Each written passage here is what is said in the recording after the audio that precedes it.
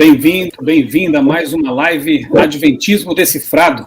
Nosso propósito aqui com as lives, além de hidratar bastante o nosso amigo pastor Eleazar Domini, com seu copo de palmito indefectível e que não pode faltar, nosso propósito aqui é justamente analisar biblicamente e só na Bíblia as principais doutrinas defendidas pela Igreja Adventista do Sétimo Dia. Tá bom? Se inscreva lá, acione o sininho nos 4 canais para receber as notificações de novos vídeos, novos materiais.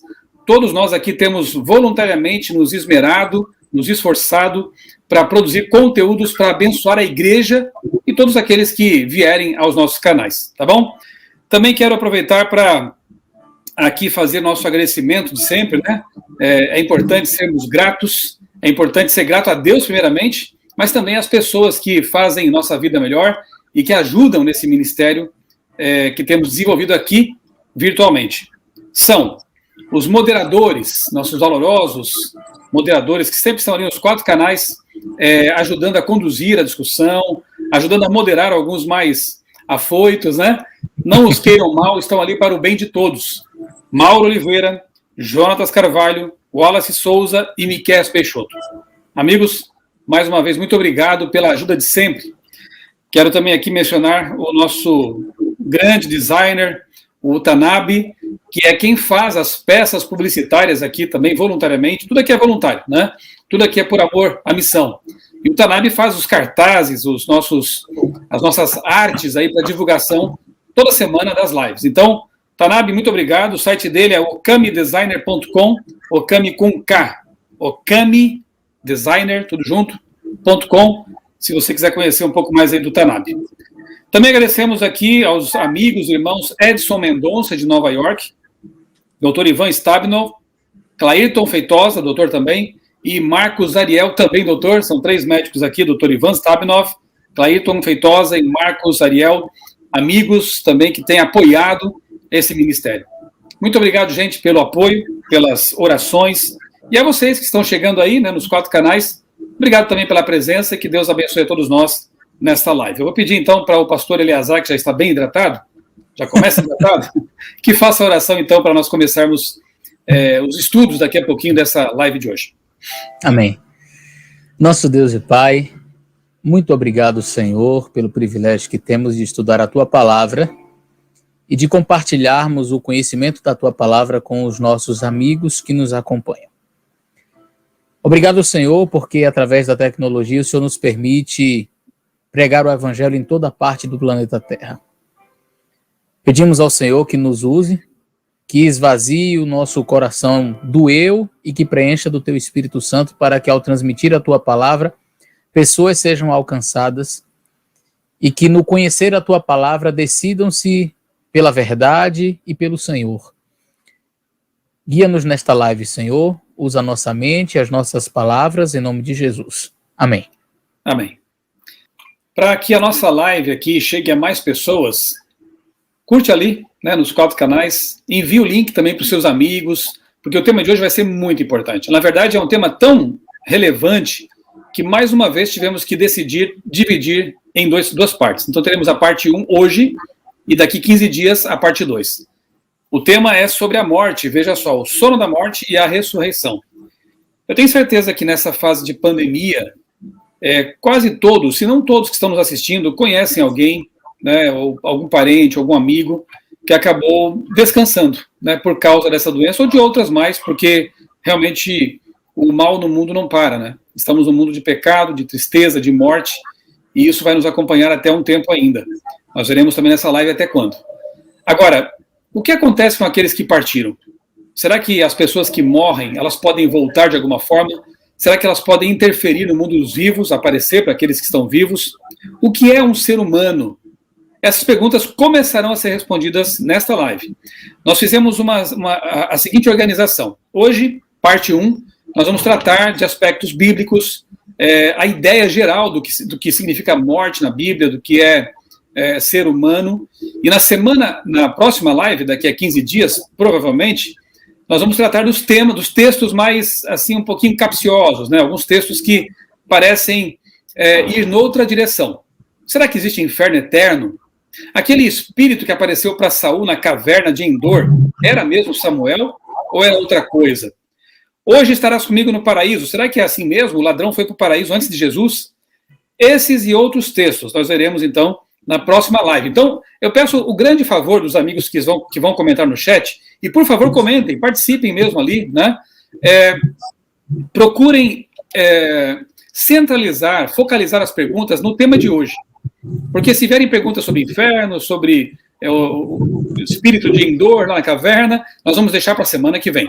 Então, vá acompanhando a live, vá ouvindo aqui as explicações e formulando suas perguntas de acordo com aquilo que for mencionado aqui nessa live, tá bom? Teremos sorteio? Sim, teremos sorteio também. Como eu prometi, até o fim desta live, nós vamos sortear um exemplar desse livro aqui, ó. O Mistério da Morte. É um livro da CPB, escrito por Sean Browster, teólogo. Material muito bom. Ele é um livro que vai ao ponto, tem poucas páginas, desmistificando as ideias populares sobre o céu, o inferno e a vida futura. Material muito bom para você ter e presentear aquelas pessoas que têm dúvidas com respeito a esse assunto da morte, tá bom? Até o fim da live, alguém vai levar isso aqui, vai receber em casa esse livro. E temos outro aqui. Esse aqui é da Mundo Cristão. Eu sou N. Relatos de cristãos que enfrentam o extremismo islâmico. Um livro para fazer a gente pensar seriamente no que representa ser fiel a Cristo, e um livro que emociona. Relatos aqui, testemunhos muito bonitos de cristãos que foram fiéis, mesmo em meio ao extremismo ali, a perseguição promovida por extremistas islâmicos. Um lançamento da editora Mundo Cristão. Também quero sortear um desse aqui, e até o fim da nossa live nós saberemos aí quem serão os ganhadores. Então, para você concorrer aos livros, basta você participar no chat. Não precisa nem colocar assim, eu quero ganhar, porque a gente não tem como dar para todo mundo livros, né? Mas é só colocar assim, olha, estou falando aqui de Jequié, estou falando aqui de Rio Grande do Sul, Bagé, só para rimar as duas cidades. Estou aqui em tal lugar, ou então enviar perguntas. É só você se manifestar nos chats, de qualquer um dos canais, e você estará participando já do sorteio dos livros, tá bem? Sem mais delongas, porque já nos delongamos muito, eu vou explicar aqui um pouquinho da lógica da live de hoje. Nós organizamos a live de hoje em três blocos, tá bom? Primeiro bloco, o que é ser humano? Não é curiosa a pergunta, né? Porque a gente existe e nem sempre pensa no que a gente é. O que nós somos, afinal de contas? Biblicamente falando, não na cultura grega, na cultura babilônica, né? Biblicamente falando, o que é um ser humano? Segundo bloco, o que é a morte? Como definir isso biblicamente? O que é a morte? E o último bloco, porque não podemos terminar com esse tom de tristeza, né? Nós queremos esperança. Então, existe vida após a morte? Veremos isso também na Bíblia. Eu começo perguntando ao pastor Sérgio Monteiro. Pode apresentar aí seu gato, ou sua gata, não sei, e já começa aí respondendo a pergunta, né? O que é um ser humano? Qual é a concepção de ser humano segundo a Bíblia? É um prazer estar com todos vocês aqui mais uma vez, né? E minha gata aqui, eu tenho 3 gatas aqui em casa. Eu tenho mais gatas. Colocou no chat, Sérgio e seu amigo Frajola. Aí, ó, tá vendo? Te chamaram de Frajola, Diana. Mandar um abraço para os pastores que estão assistindo, o pastor Jadson Cleverson, lá de Goiânia, não é Goiânia, o distrito inteiro de Goiânia está assistindo agora, mandando um abraço para todos aqui, distrito do Leônidas, em São Paulo, vários outros distritos, o pessoal de Londres que está assistindo também, e alguns outros que me mandaram mensagens aí que estão assistindo juntamente conosco. Vamos lá, então, para a gente não perder, a gente nunca perde tempo estudando a palavra de Deus, mas para ganharmos tempo aqui, o que a Bíblia nos fala a respeito do homem? Para responder a respeito do destino, nós precisamos saber a origem. Isso é fato. E o que a Bíblia nos apresenta a respeito da origem do homem? Vamos abrir a nossa Bíblia no texto basilar, que é o texto de Gênesis capítulo 2, verso 7. Eu vou compartilhar com vocês aqui a minha Bíblia, claro, né? Com a minha Bíblia aqui. Gênesis 2. Opa, fechem os microfones aí, meus irmãos. Gênesis 2, capítulo 2, verso 7. Mas assim, você vai falar, vamos chover no molhado, pastor, de novo, Gênesis 2, capítulo 2, verso 7. De fato, nós vamos passar a falar de Gênesis 2, 7, mas eu quero levar você a compreender algumas coisas interessantes a respeito do texto hebraico. O texto bíblico, no texto em português, ele diz assim, né? Vou ler aqui na Bíblia, na Jerusalém. Não, vou ler em português aqui embaixo, já fica mais próximo aqui do texto hebraico também. E formou o eterno Deus o homem do pó da terra, e soprou em suas narinas o fôlego da vida, e o homem foi feito alma vivente. Pronto, aqui a gente poderia terminar a live aqui relacionado a isso. Basicamente, o texto já nos diz que o homem não é uma alma, ele se transformou, ele foi feito em alma vivente. Ele passa a existir como alma vivente baseado na vontade soberana de Deus. E o texto tem algumas expressões muito interessantes. Primeiro, antes de mais nada, olha só. Vaitzar, ou vaitzer. Vaitzer é aquilo que a gente chama de vaiktol na língua hebraica, que indica que há uma continuidade do restante da narrativa. Então, o homem, ele está ligado a tudo que foi ligado essencialmente, ligado em termos de narrativa e de sequência narrativa àquilo que veio antes. É um ato contínuo de Deus, um ato do Eterno, que vai formar o homem nesse momento. Então, vai etzer Elohim, vai etzer Adonai Elohim, et Hadam. Então, o objeto do verbo aqui é et Hadam, o centro da expressão aqui é o et Hadam, ou seja, o homem. O homem. Aí alguém até colocou ali afar. Né? Afar quer dizer pó, tá? Afar quer dizer pó. E aí é interessante porque a gente geralmente diz, Deus criou o homem do barro. O texto hebraico não diz barro, o texto diz pó. O texto hebraico diz que o homem foi criado do pó da terra. Afar é uma outra expressão que significa pó. Então foi criado do pó da terra, min hadamah, tá? Do pó da terra. E aí vem a expressão, que é uma expressão muito bonita, que é yaper, né? Yaper quer dizer beijar, quer dizer beijar também, quer dizer uma expressão para boca, mas quer dizer beijar, soprar. Vaiapav, quer dizer beapav, quer dizer a sua narina, né? Nishmat, e aqui começam as expressões muito interessantes. Você tem primeiro que o homem, ele é moldado a partir do pó da terra. O pó é inanimado, guarde isso, isso é extremamente importante. O pó é inanimado, ele não tem vida, não tem vida. E aqui diz então que o homem, ele foi formado do pó da terra e nele não há vida. Nele, aqui nesse momento, não há vida alguma no homem. Não há vida alguma no homem. Não há vida fora do homem, do homem fora do homem também. O que vai acontecer é o que vai dar vida. A vida do homem passa a existir a partir desse momento em que Deus vai aper, be'apav, nishmat haim. Nishmat haim é sopro de vida. Deus sopra o sopro de vida. Não é aqui, e algumas pessoas... É intrigante como essas pessoas conseguem encontrar aqui uma alma pré-existente, porque a palavra alma nem aparece aqui, nishmat. Nishmat é uma expressão hebraica, é a palavra que vem de soprar, de neshamá, que ela advém de uma raiz comum, que quer dizer vento. E é o som, e aqui é uma coisa interessante do hebraico, a palavra nishmat, ela nos lembra este som, que é o som do... E o gato gostou aqui, a gata gostou do som. Que é o som do ar passando pela língua palatal. Nishmat. Nishmat. E vocês vão perceber, conforme eu for falando aqui, que a língua hebraica, assim como as línguas semíticas, são línguas onomatopeicas, ou línguas que são muito concretas. E elas vão dar as expressões relacionadas à vida, o som do ar passando em vários lugares. Vários lugares. Olha só, Deus, yaper, o ato de soprar. Be'afav, nishmat. Quando alguém sopra,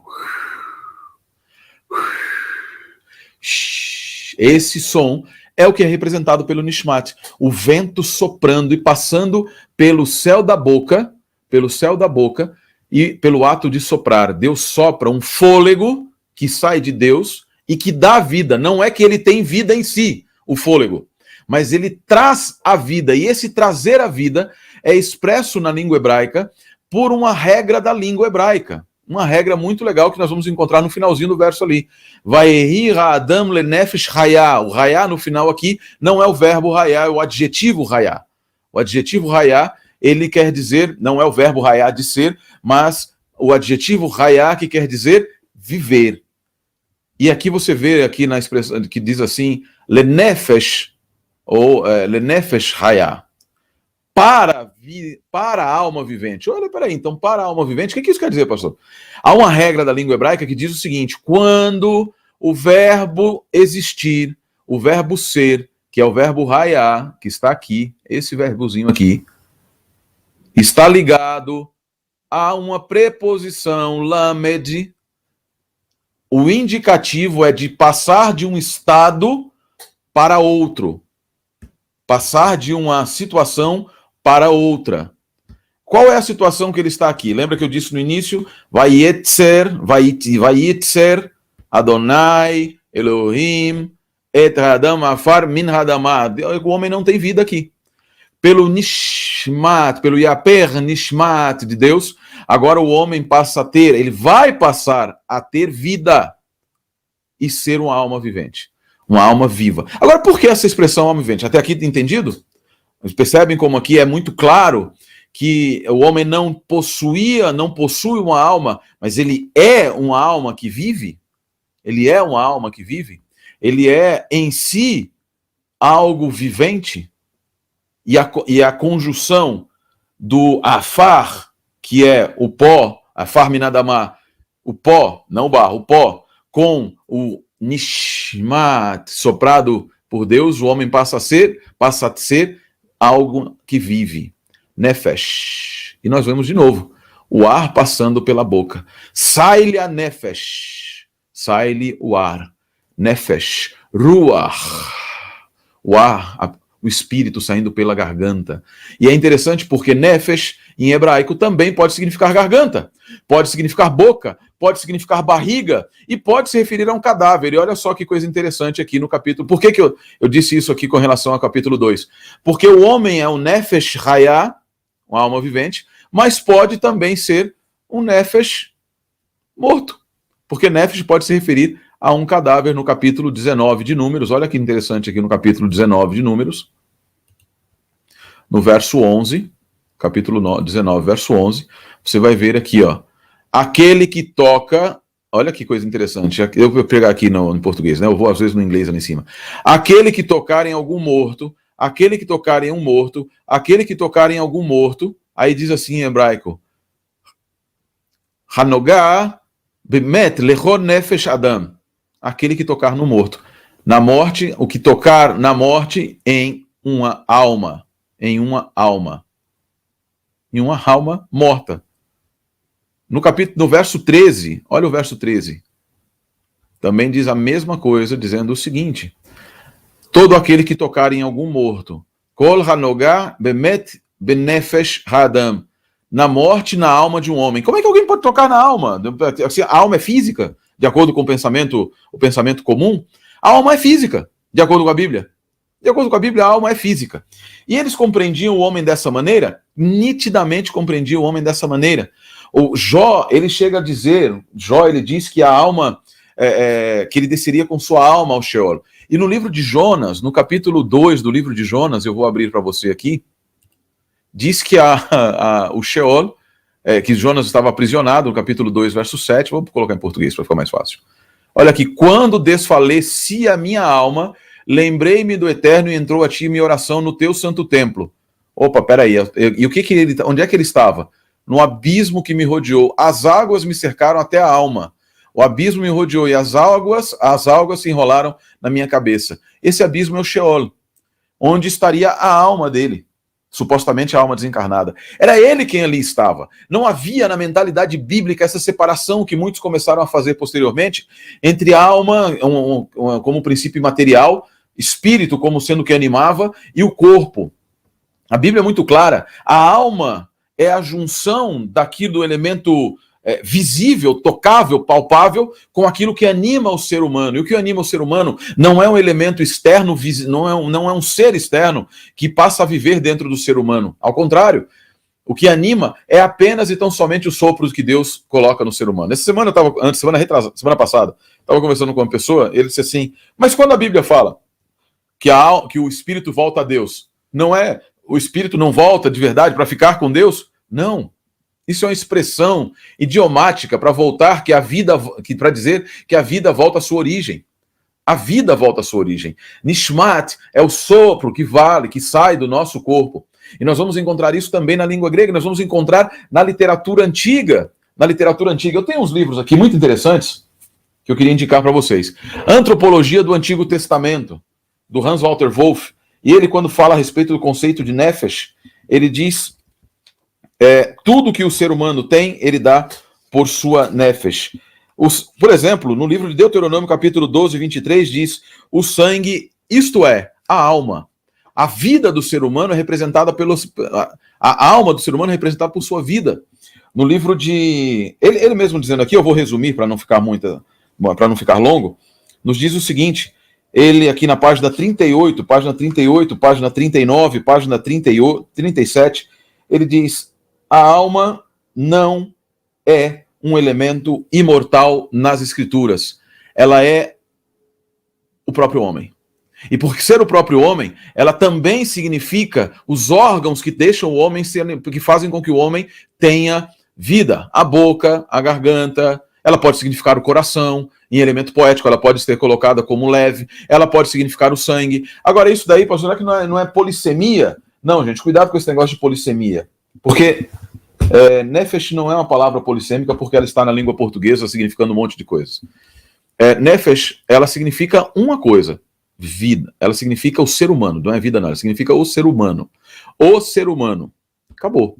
Por isso que ela pode ser utilizada ali para o ser humano quando morto, o ser humano quando vivo. Por isso que o ser humano precisa receber o nishmat, o fôlego de Deus, para o sopro divino, para passar a ser o nefesh hayah. Senão ele é um nefesh mut. Ele é um nefesh mut, ou nefesh met. Ou nefesh apenas, que não existe, como lá no livro de Números, capítulo 5, verso 2. Aqui eu tenho um outro livro muito interessante, que é esse livro aqui chamado Sinônimos da Bíblia do Antigo Testamento, do Norman Girdlestone. E ele diz exatamente a mesma coisa. Diz que as passagens, a alma, os elementos dentro das Escrituras, que parecem indicar uma imortalidade, na verdade indicam apenas a mente do ser humano quando fala de espírito, saindo de nefesh e indo para espírito.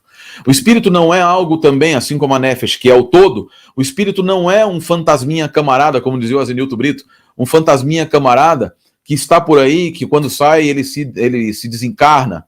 Nas Escrituras, o espírito é o pensamento do homem, a capacidade de inteligência do ser humano. E aí, quando a Bíblia diz que o espírito volta a Deus, quer dizer que a própria individualidade do ser humano, a vida que nele há, retorna para Deus. Não é que ele vai para lá e fica sentado ou no Jardim das Almas, como pensavam alguns judeus já no 2º século depois de Cristo, embaixo, que todas as almas estavam embaixo do trono de Deus. No judaísmo do Merkaval, no judaísmo da Kabbalah.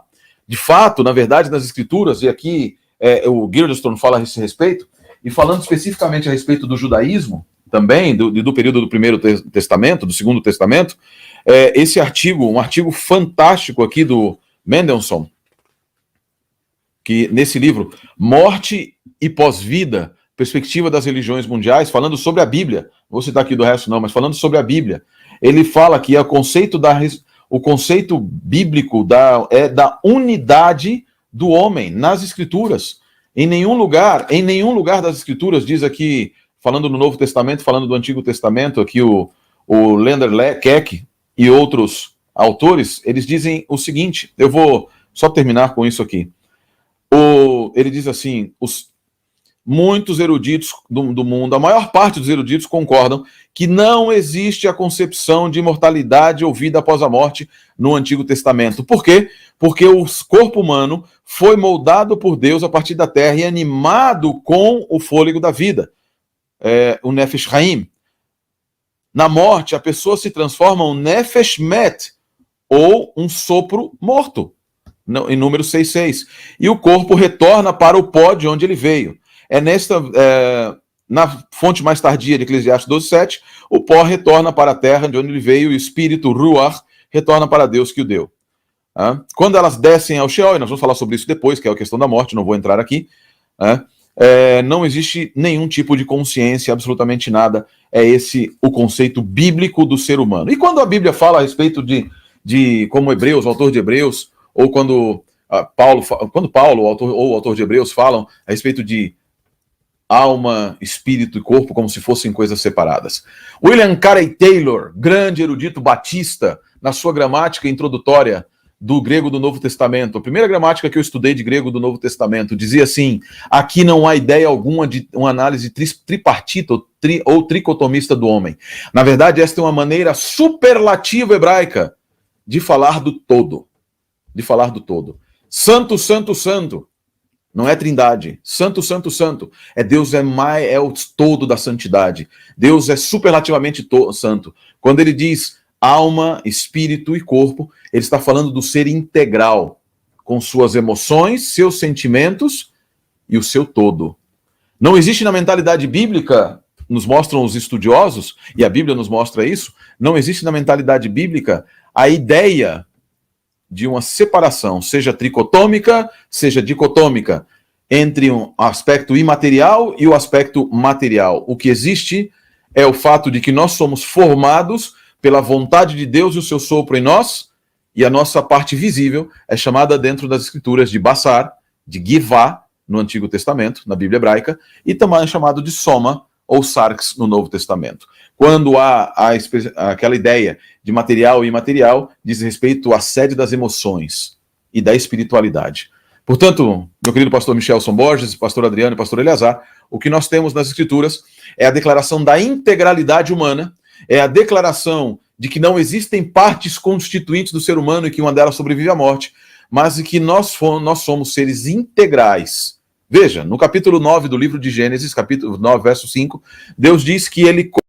Opa, alguém aqui... já começou, o Michel já começou ali. Deus diz que ele cobraria do homem a alma do animal. A alma do animal. E ele diz, a alma é o sangue. A alma é vida. Quantos desceram com Jacó para... Quem desceu com Jacó? Um monte de fantasminhas? Lá no capítulo 46 de Gênesis, diz que 72 almas desceram com ele. No livro de Ezequiel, nos é dito que a alma que pecar, esta morrerá.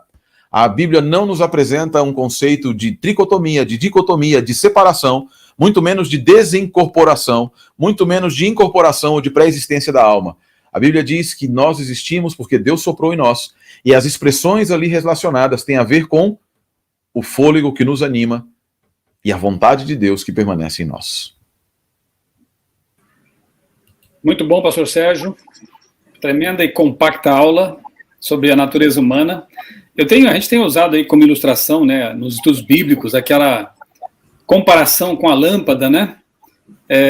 Tem ali a lâmpada incandescente, né? Hoje tem outras lâmpadas LED, eu acho que não dá nem para usar mais como ilustração, mas a lâmpada incandescente, aquela antiga com filamento de tungstênio, né? Você tem ali o bulbo de vidro, ok?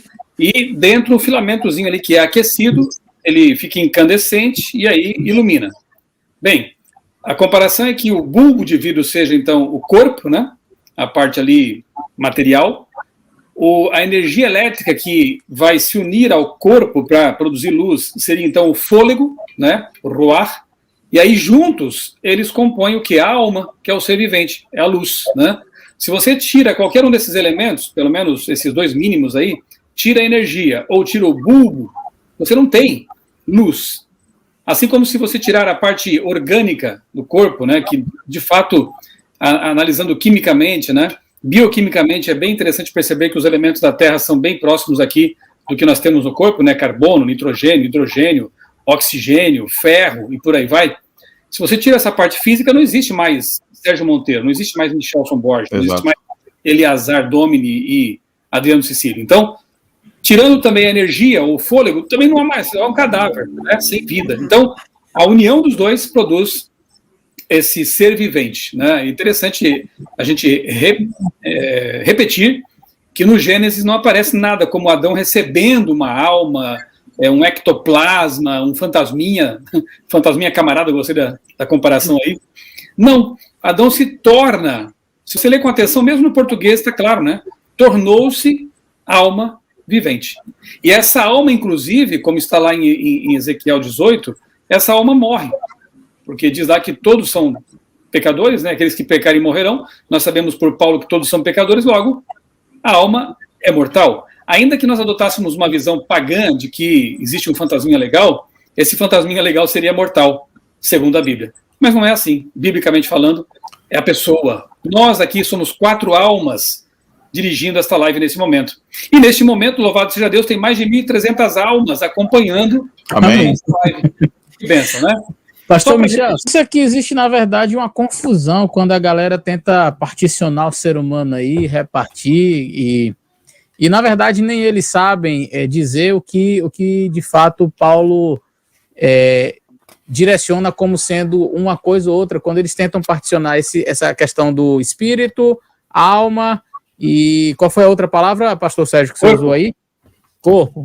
Corpo. Tá. Então, beleza, não, o corpo é tranquilo, mas assim, aí você pergunta para ele, o que permanece assim imortal quando a gente morre, aí sai aquela, vamos supor, sai aquele negócio lá que vai para Deus que você chama aí de um fantasma. Como é o nome disso? Não, sai, é a alma. É a alma. Ninguém sabe, né? Alma. Beleza, é a alma, não é? Tá bom então. Aí ele vai para analisando outro texto, daqui a pouco ele diz, aqui, ó, o espírito sai, não. Peraí, meu irmão, decida, tire para o ímpar aí, ou é a alma ou é o espírito. Agora você tem que se decidir, não, porque uma hora fala alma, outra hora fala espírito. Então, peraí. Então tem 2 elementos imortais dentro do ser humano, porque Paulo fala alma, corpo e espírito. Então eu tenho que decidir quem é desses aí, eu sei que o corpo não é, ou a alma ou é o espírito. Ou tem alma e tem espírito também. E o que é alma e o que é espírito, e se os 2 são imortais, ou qual dos 2 são imortais. Porque não adianta você usar um texto para referir-se à alma como sendo imortal e depois usar outro texto para dizer que é espírito que é o imortal. Porque senão você já tem 2 elementos aí dentro do ser humano. Então, dentro dessa linha aí, acaba embananando tudo, a gente não sabe o que é imortal, o que é... É simples. Paulo realmente está falando do aspecto totalitário do homem, da sua mente, da sua capacidade de pensar, do seu fôlego de vida, a sua respiração, é isso. O Paulo não está falando de nenhuma, não está tratando misticamente o assunto, não está falando de nenhuma entidade mística que sai de dentro de você e que vai para o céu e que fica lá, ou então que vai para as profundezas do inferno. Olha, eu queria só citar um Paulo, ponto. Ele era um judeu e quando escreveu estava trabalhando com bases no pensamento hebraico, né? Então, tudo isso que o pastor Sérgio explicou agora há pouco, né? Era o que permeava o pensamento dos autores do Novo Testamento também. E não estavam contaminados por ideias espiritualistas, né? Pastor Sérgio, depois pastor Adriano também. Primeiro o pastor Adriano, depois eu. Pode deixar o pastor Adriano, porque ele não falou nada até agora. Depois o pessoal fala assim, pastor Adriano fica tão quietinho, é que a gente não gosta de deixar ele falar mesmo, não. Quando eu falo, vocês têm medo, né? A gente treme. Quando ele fala, a gente treme. A gente fica orando aqui, né? Os meus 2 centavos é assim, ó, eu vou partir para uma outra linha aqui. Outra linha, Toda vez que vem essa linha, a linha com cerol e corta a gente. Veja, eu vejo assim, ó, que essa questão de crer no vida pós-morte, né, foi interessante, e é interessante hoje para quem quer controlar as massas, né?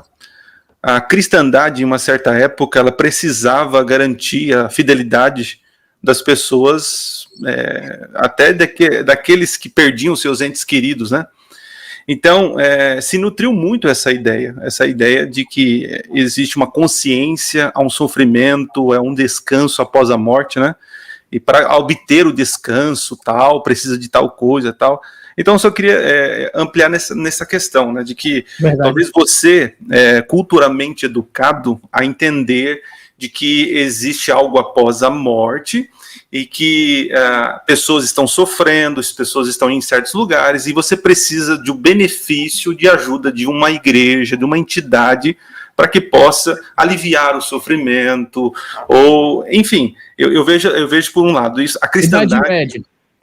Idade Média, Excelência. Esse argumento foi muito utilizado na Idade Média para manter todo o povo sob o cativeiro da ideologia da época. Você não fizer aqui, se você não pagar a promessa, se você não der a indulgência, inferno. E uma outra heresia, né, é tentar o ser humano, de alguma forma, ele querer trazer uma falsa esperança, né? Ah, não, ele não está sofrendo mais, ou ele está em tal lugar, está vendo por nós, olha, ele está indo para um outro plano, ele vai para um lugar melhor. Então, assim, sempre tentando dar um jeitinho, né, para o ser humano, ele com os erros, ele de alguma forma escraviza a sociedade, né? Então, perceba que essa doutrina que nós estamos estudando, ela é libertadora, né? Se você que está aí nos ouvindo, assistindo, estudando, se você compreender de maneira bíblica, você terá uma liberdade em Cristo Jesus. O detalhe é que ela liberta de uma mentira antiga, né? Porque o primeiro mentiroso com respeito a esse assunto foi Satanás, lá no Éden, usando a serpente como médium, né? Dizendo para ela que, não, vocês podem pecar à vontade que não vai ter morte, não. Deus foi muito claro, né? Que se eles desobedecessem, rompessem essa relação com a fonte da vida, como falou o pastor Sérgio, que é Deus, o único que tem vida em si mesmo, o único ser imortal, a Bíblia é muito clara em dizer isso, é Deus. Então, quando o ser humano rompe com a fonte de vida, É como se um celular ligado à tomada tivesse a pretensão de, desligado dela, viver por muito tempo. A bateria dura um tempinho, quem sabe ali, mais algumas horas, mas ele morre. Assim também é o ser humano. Ele morre depois de algum tempo desconectado da fonte de vida. Então, Satanás quis pregar essa independência. Não, Eva, tranquilo, você pode cometer o pecado.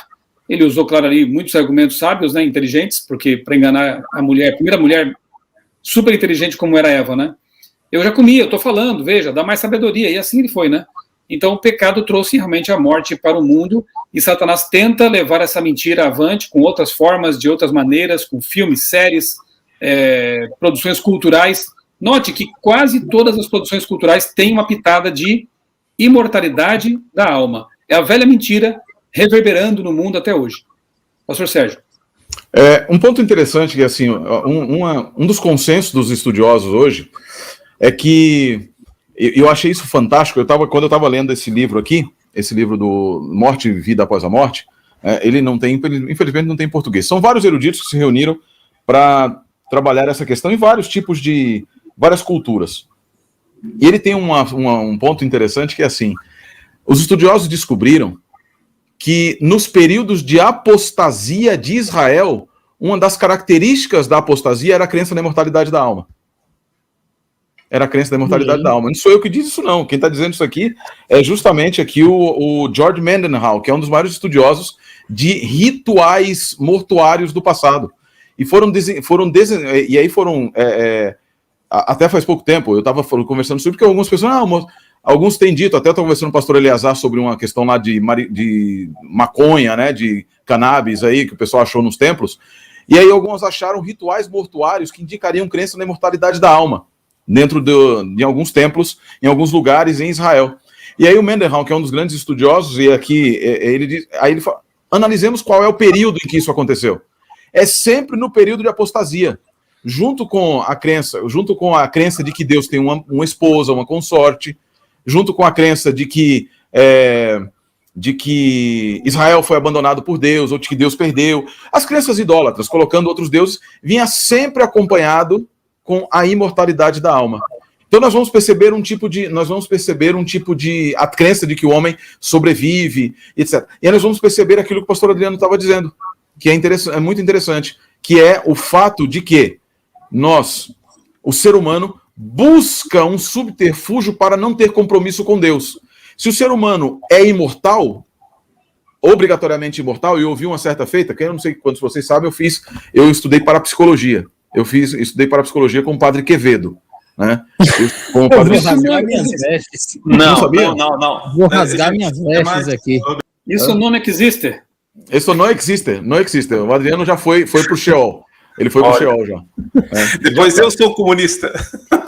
Pois é. Eu estudei com ele e ele tinha uma. Mas explica, Excelência, nessa época você ainda não era pastor, não era adventista. Não, eu era adventista, mas não era pastor. Eu era adventista, mas não era pastor, não, graças a Deus. Complicou, Eleazar. Não, eu já era adventista. Eu estudei mesmo, porque eu sempre. Tem uma coisa que eu posso falar a respeito é de se meter com o capeta. Porque, infelizmente. É sério. Eu me meti com coisas absurdas e Deus me trouxe de volta, graças a ele. Eu era um adventista afastado, entendi. Não, eu era adventista no sétimo dia. Do sétimo dia. E eu fui estudar parapsicologia, estudei parapsicologia com ele, etc. Ele tinha uma frase que eu queria trazer aqui, que é assim, ó, que aí esse é o ponto que era repetido, o Quevedo repetia algo que foi dito lá no Éden. Ele dizia assim: o ser humano possui uma imortalidade de tal forma que nem Deus pode tirar dele. Uau! A imortalidade do ser humano é existente pela própria natureza dele.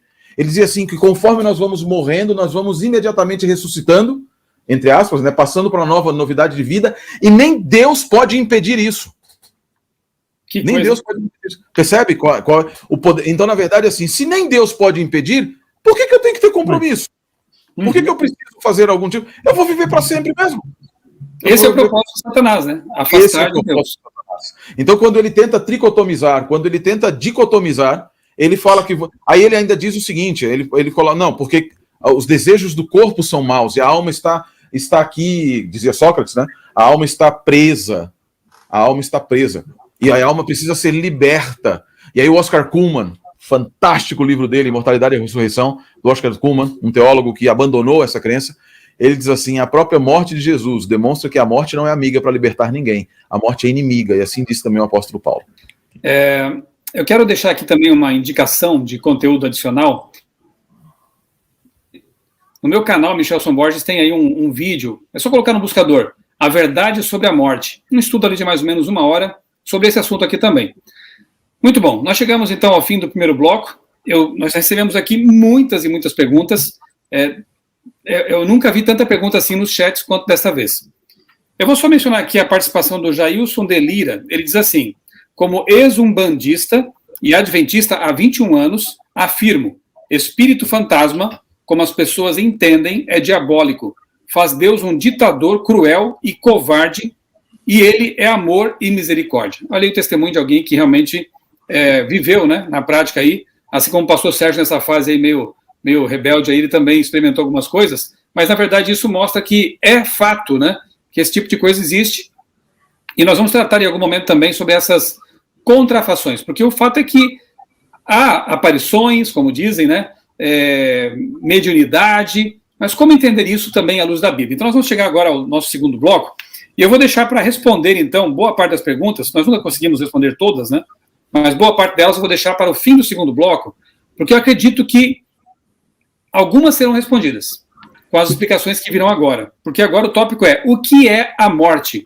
Já entendemos, então, o que é um ser humano, já vimos que não tem nada a ver com essa concepção dualista, né, ou tricotômica, como disse o pastor Sérgio, que vem lá do paganismo. Ser humano na Bíblia é outra coisa, né? Agora, o que é a morte segundo a Bíblia? Eu começo perguntando ao pastor Eleazar. Como a Bíblia apresenta a realidade da morte, pastor Eleazar? Ok, muito bem. Bom, eu acho que fica fácil agora explicar o que é a morte, porque a gente já entendeu o que é a vida. Com a aula que o pastor Sérgio deu para nós acerca do que é a vida, então fica fácil a gente compreender o que é a morte. E aí eu podia resumir assim uma frase, a morte é tudo o contrário do que o pastor Sérgio explicou. Pronto, e aí já passava de volta a bola aí para vocês. É bem simples, e de fato é isso mesmo, a morte é exatamente o contrário daquilo que o pastor Sérgio já explicou. Se eu sei o que é a vida, se eu sei o que é o Nefesh Hayah, se eu sei o que é as explicações que foram dadas aí sobre Nishamah, e o que é o Ruach, se eu aprendi tudo isso daí, então o que é a morte? É o contrário disso. Mas a Bíblia, ela se propõe também falar um pouco sobre este assunto. Apesar de ser uma literatura poética, e alguns tentam alegorizar ou até tirar do contexto como se não fosse isso que de fato Salomão quisesse dizer, o que está escrito na palavra do Senhor, tanto nos Salmos quanto em Eclesiastes, conforme nós vamos ler, é exatamente o que é a morte. E no Salmo 146, eu queria que vocês abrissem aí, Salmo 146, e o verso 4 diz assim, olha, Salmo 146 e o verso 4. Sai-lhes o espírito, e eles tornam ao pó. Nesse mesmo dia perecem os seus desígnios. Acabou. Isso é morte. O que é morte? Saiu o espírito, acabou. Quem é o doador da vida? É Deus. De quem é o fôlego que eu respiro? Quem me dá a capacidade? É Deus.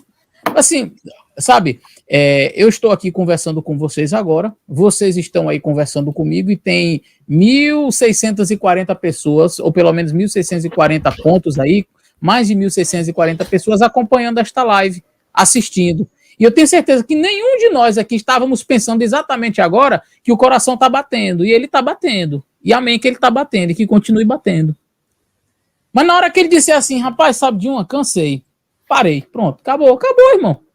Não tem mais o que fazer. A gente está aqui conversando e a gente não fica pensando assim.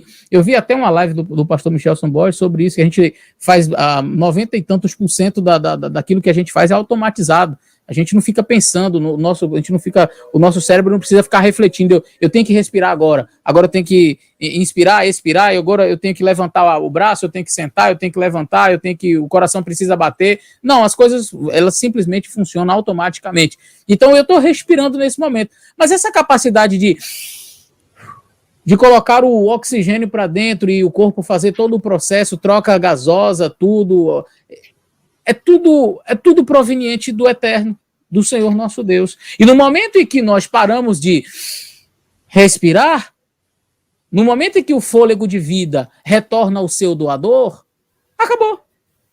E não existe diferença entre aqueles que habitam na face da terra no quesito morte. Porque algumas pessoas gostam de fazer a diferenciação, por exemplo, na questão dos bons e dos maus, e uns vão para um tal lugar, outros vão para outro lugar, vai para o céu, vai para o inferno, purgatório, para o limbo. Aí inventam muita coisa que a gente não encontra na Bíblia. Isso é a nossa próxima live, nós vamos falar sobre isso. Mas assim, alguns então tentam colocar destino para cada um. E a Bíblia é simples, porque ela responde também. Ela diz lá no livro de Eclesiastes, no capítulo 3, como é que vai acontecer. O capítulo 3 do livro de Eclesiastes, você pode abrir a sua Bíblia aí, Eclesiastes capítulo 3, e o verso 19, diz assim, olha, porque o que sucede aos filhos dos homens, também sucede aos animais. O mesmo lhe sucede. Como morre um, assim também morre o outro. Todos têm o mesmo fôlego de vida, e nenhuma vantagem tem o homem sobre os animais, porque tudo é vaidade. Algumas pessoas tentam fazer uma exegese desse texto para mostrar que o sábio Salomão aqui não estaria falando necessariamente da alma, do espírito, enfim, do que eles acreditam, esse fantasminha que camarada que existe. Na verdade, não existe nada disso. O que o Salomão está dizendo aqui não é necessariamente que o ser humano ele é inferior, que ele é igual ao animal, mas ele está falando que no quesito morte, quando nós falamos de morte, morreu o cachorro lá. O que aconteceu? O fôlego de vida saiu dele. E o homem morreu. O que aconteceu? Também a mesma coisa, o fôlego de vida saiu dele. E não tem vantagem nenhuma, porque na hora que morre, apodrece do mesmo jeito. Do jeito que sucede a um, sucede ao outro. Do jeito que o homem morre, morre também um bicho, morre também um animal. Agora, se nós colocarmos como alma uma coisa que é imortal, então nós temos um problema, porque Eclesiastes faz o comparativo do ser humano com o animal e diz da mesma forma que é com um, acontece com o outro. E não somente isso, não é somente dizer que o que acontece com um acontece com o outro. Mas ele faz questão de dizer que o ruar de um é o mesmo ruar do outro.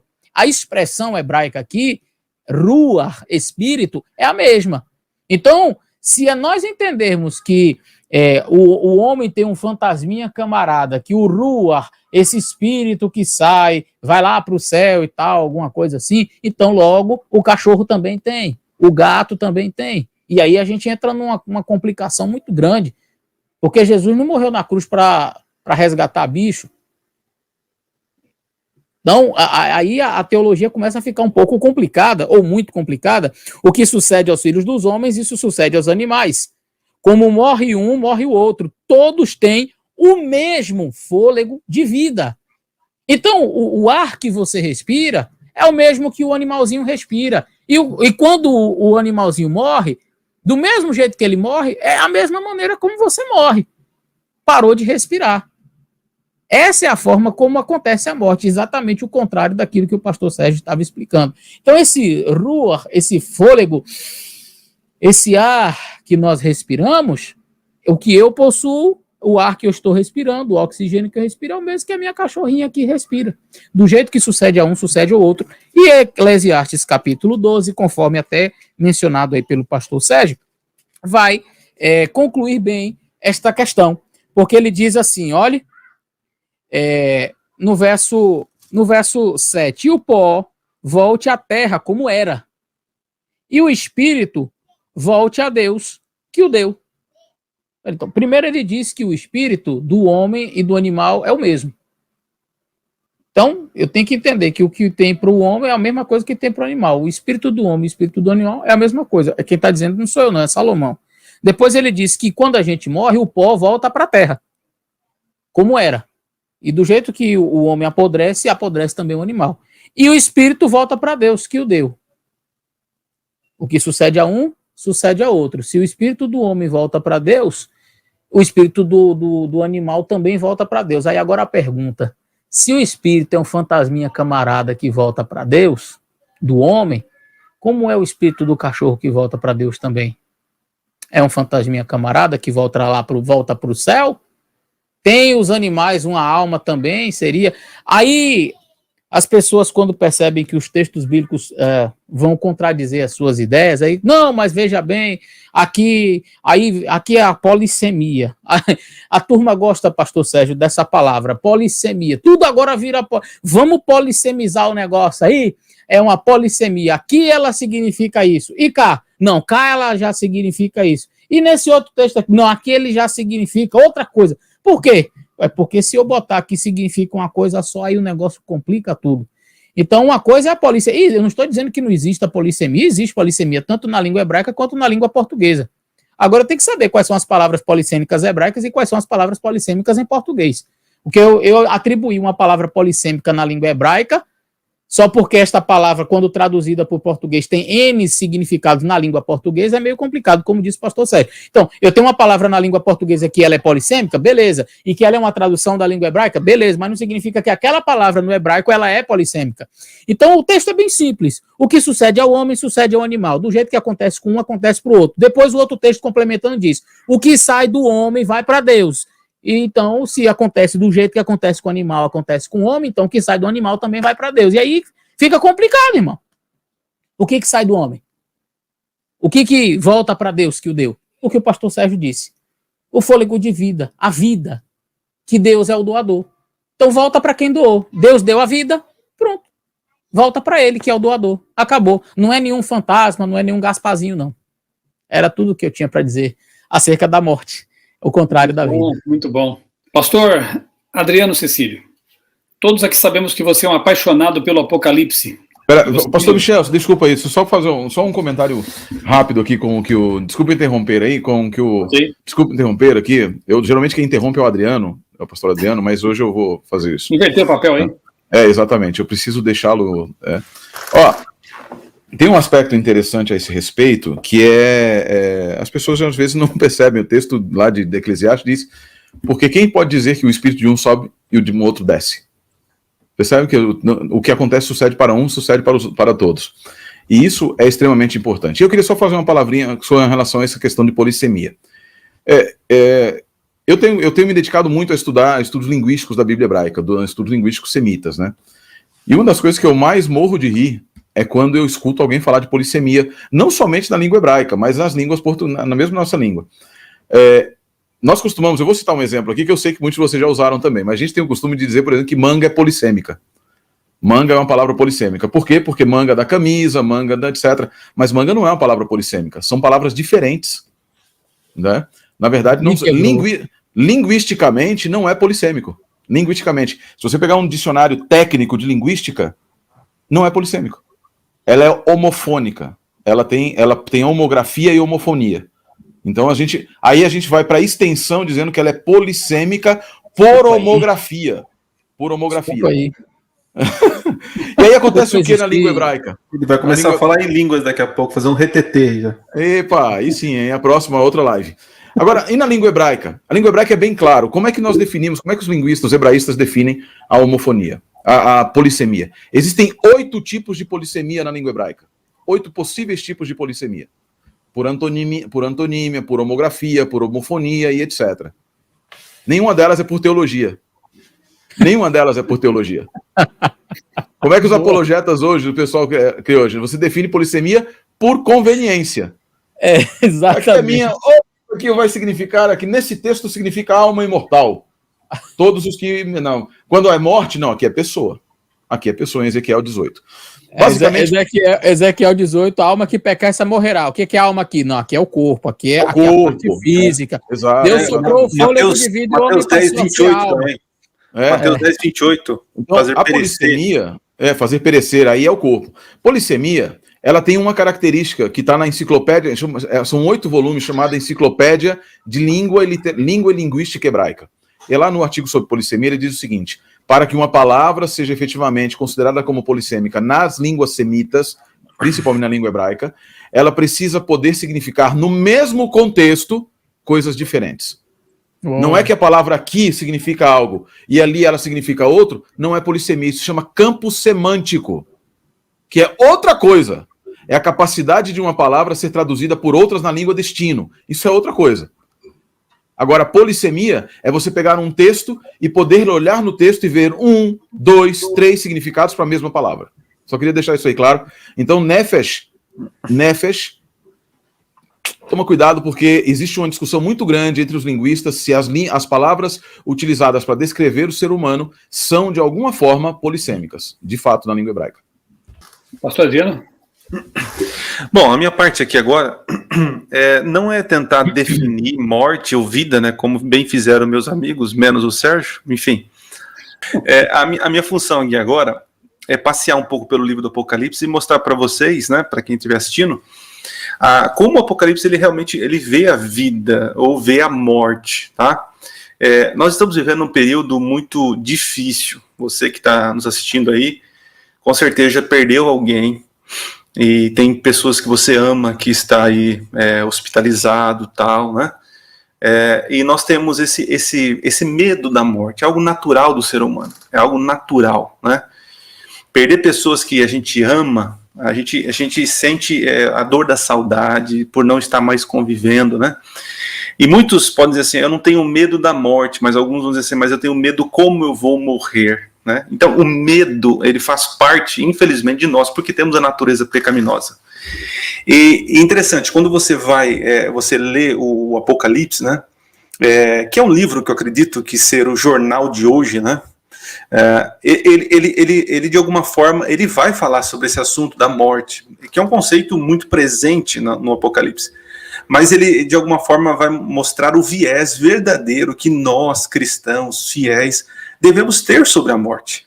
Então, algumas coisas que eu vou afirmar aqui, não pense que eu sou frio, que eu não tenho sentimentos, né?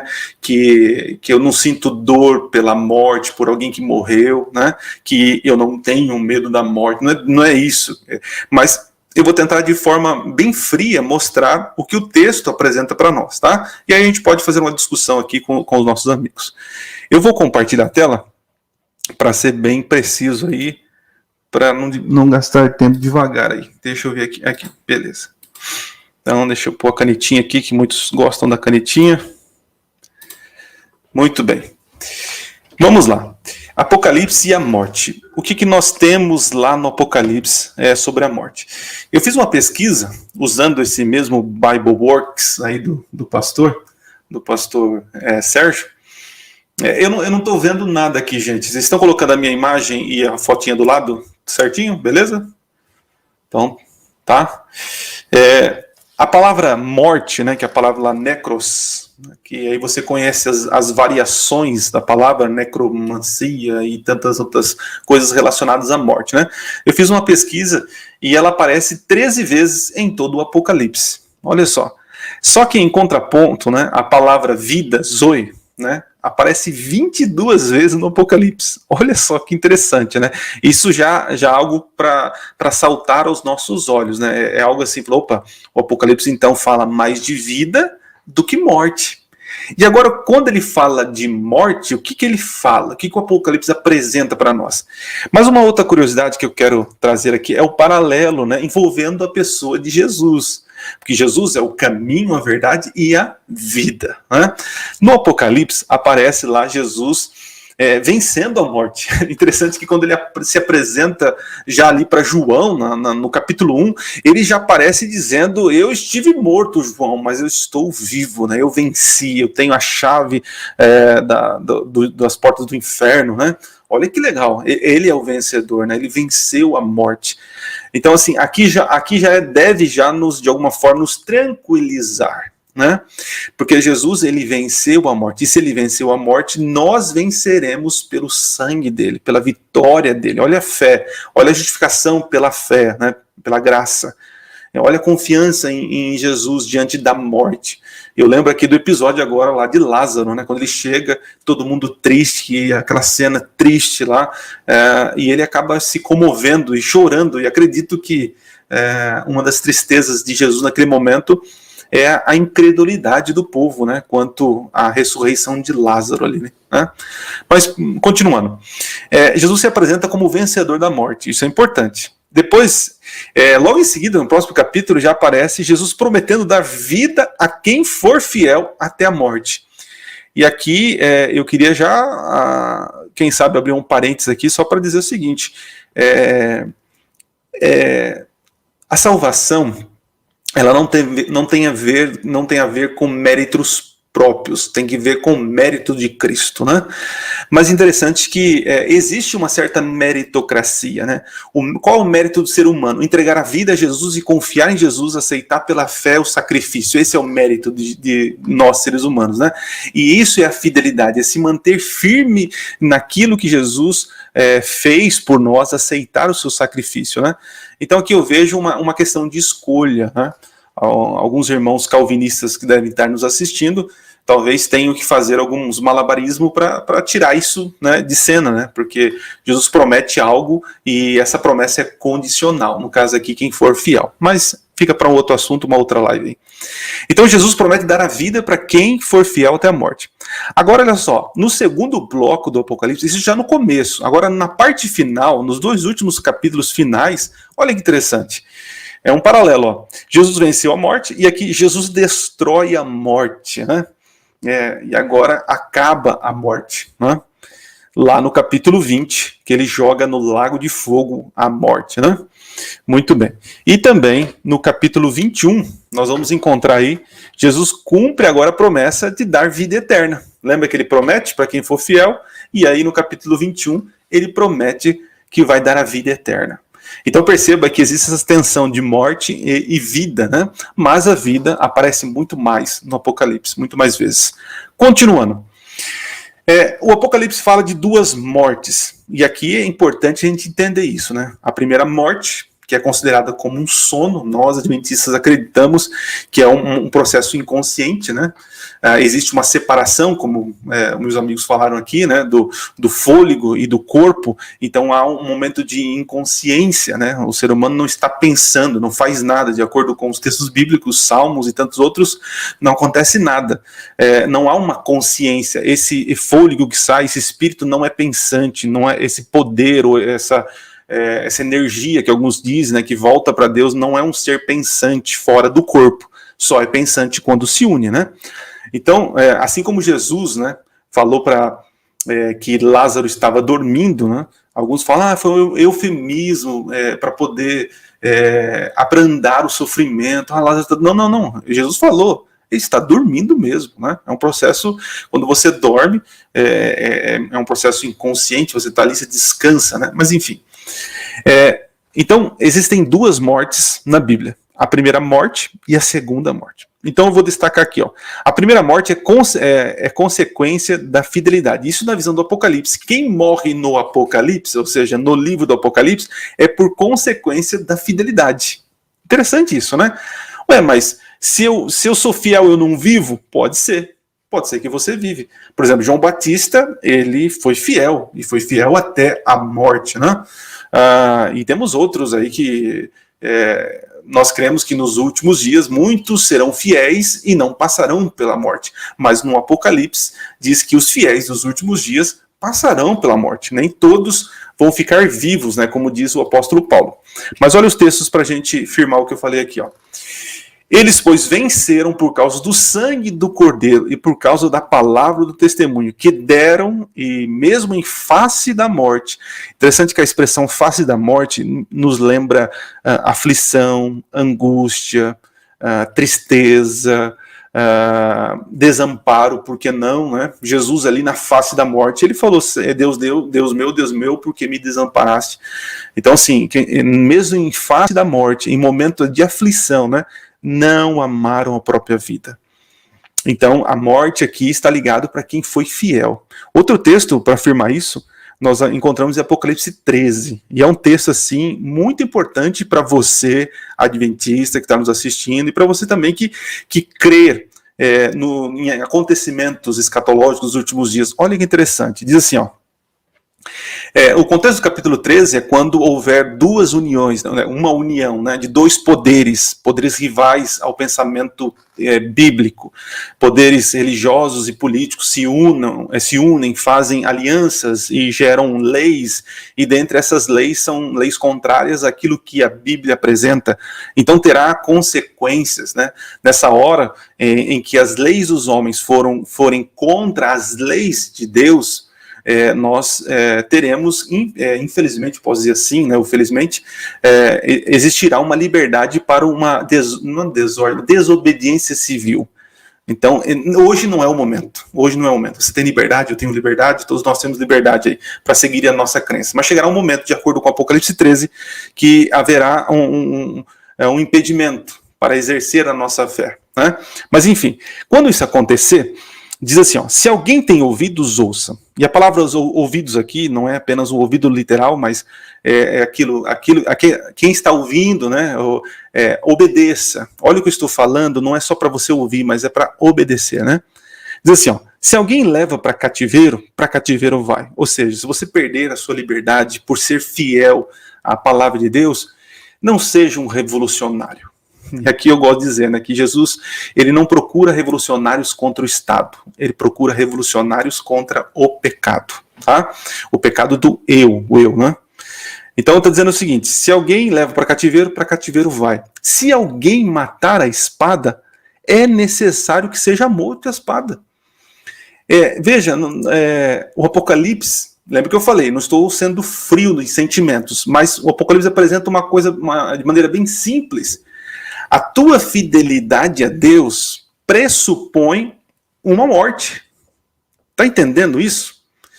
É difícil aceitar isso, mas é que nós vivemos num mundo de tanta liberdade que quando alguém quer restringir, tirar a nossa vida, né, nós, claro, nós nos rebelamos, né?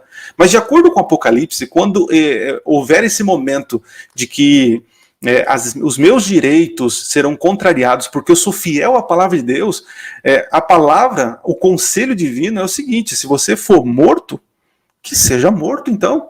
Não está dizendo para eu levantar bandeiras e levantar e ir contra e sair para a rua, pintar a cara. Não é isso, né? Interessante isso. Diz, se você for preso, que vá. Se você é necessário que você seja morto, que seja morto. E olha como termina aqui, Aqui está perseverança, né? Perseverança não está na minha força de suportar o contrário. Perseverança está em ser fiel à palavra de Deus. Ser fiel àquilo que Cristo quer que eu faça, tá bom? Perseverança e fidelidade dos santos. Entenderam aqui? Que no livro do Apocalipse, morte, aqueles que morrem no livro do Apocalipse, é uma consequência por eles serem fiéis a Deus. Perceberam? Continuando. Vamos lá. A primeira morte do fiel é sinônimo de alegria no Apocalipse. Que coisa!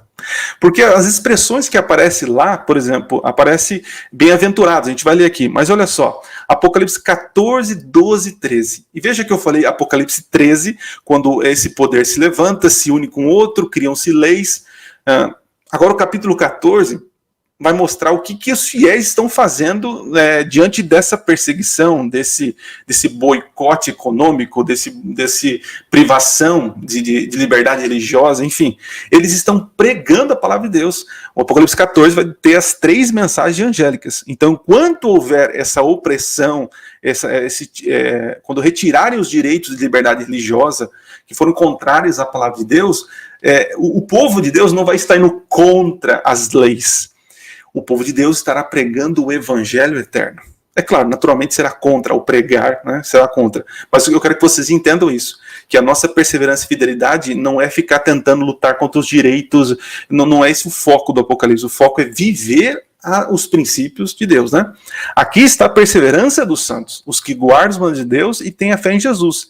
Então, ouviu uma voz do céu dizendo, escreve, felizes, quem? Os mortos, que desde agora morrem no Senhor. Sim, diz o Espírito, para que descanse das suas fadigas, pois as suas obras os acompanhem. Perceberam aqui a ligação de alegria? Aqueles que são fiéis e por acaso perderem a sua vida, serem mortos, então eles são felizes, porque eles vão descansar. E descansando, fiquem tranquilos, porque as suas obras os acompanhem. E na manhã da ressurreição terão a vida restabelecida. Olha que coisa linda! E outro texto, bem-aventurado e santo é aquele que tem parte na primeira ressurreição. Sobre esses, a segunda morte não tem autoridade. Pelo contrário, serão sacerdotes de Deus e de Cristo e reinarão com ele os 1000 anos. Então percebe, felizes são aqueles que descansaram no Senhor, porque vão ressuscitar. Tá? E chegando na parte final, a segunda morte, gente, pertence agora aos infiéis. Aos infiéis. Então, quem fica bem claro para nós aqui, uma coisa, as pessoas falam assim, uma coisa que nós temos certeza é que nós morreremos. Isso não é verdade, porque muitos, quem sabe da nossa geração, eu creio, estarão vivos quando Jesus voltar. Mas, boa parte passarão pela morte. Tá? Só que a garantia é que aquele que passar pela primeira morte, sendo fiel, não passará pela segunda morte. E diz assim em Apocalipse 20, né? Então a morte e o inferno foram lançados para dentro do lago de fogo. Esta é a segunda morte, o lago de fogo. Olha, Apocalipse 21. Quanto, porém, aos covardes, os incrédulos, os abomináveis, isso aqui dá uma treta tremenda, né? Hoje, no politicamente correto, a gente não pode tocar nesses assuntos, né? Mas biblicamente é isso.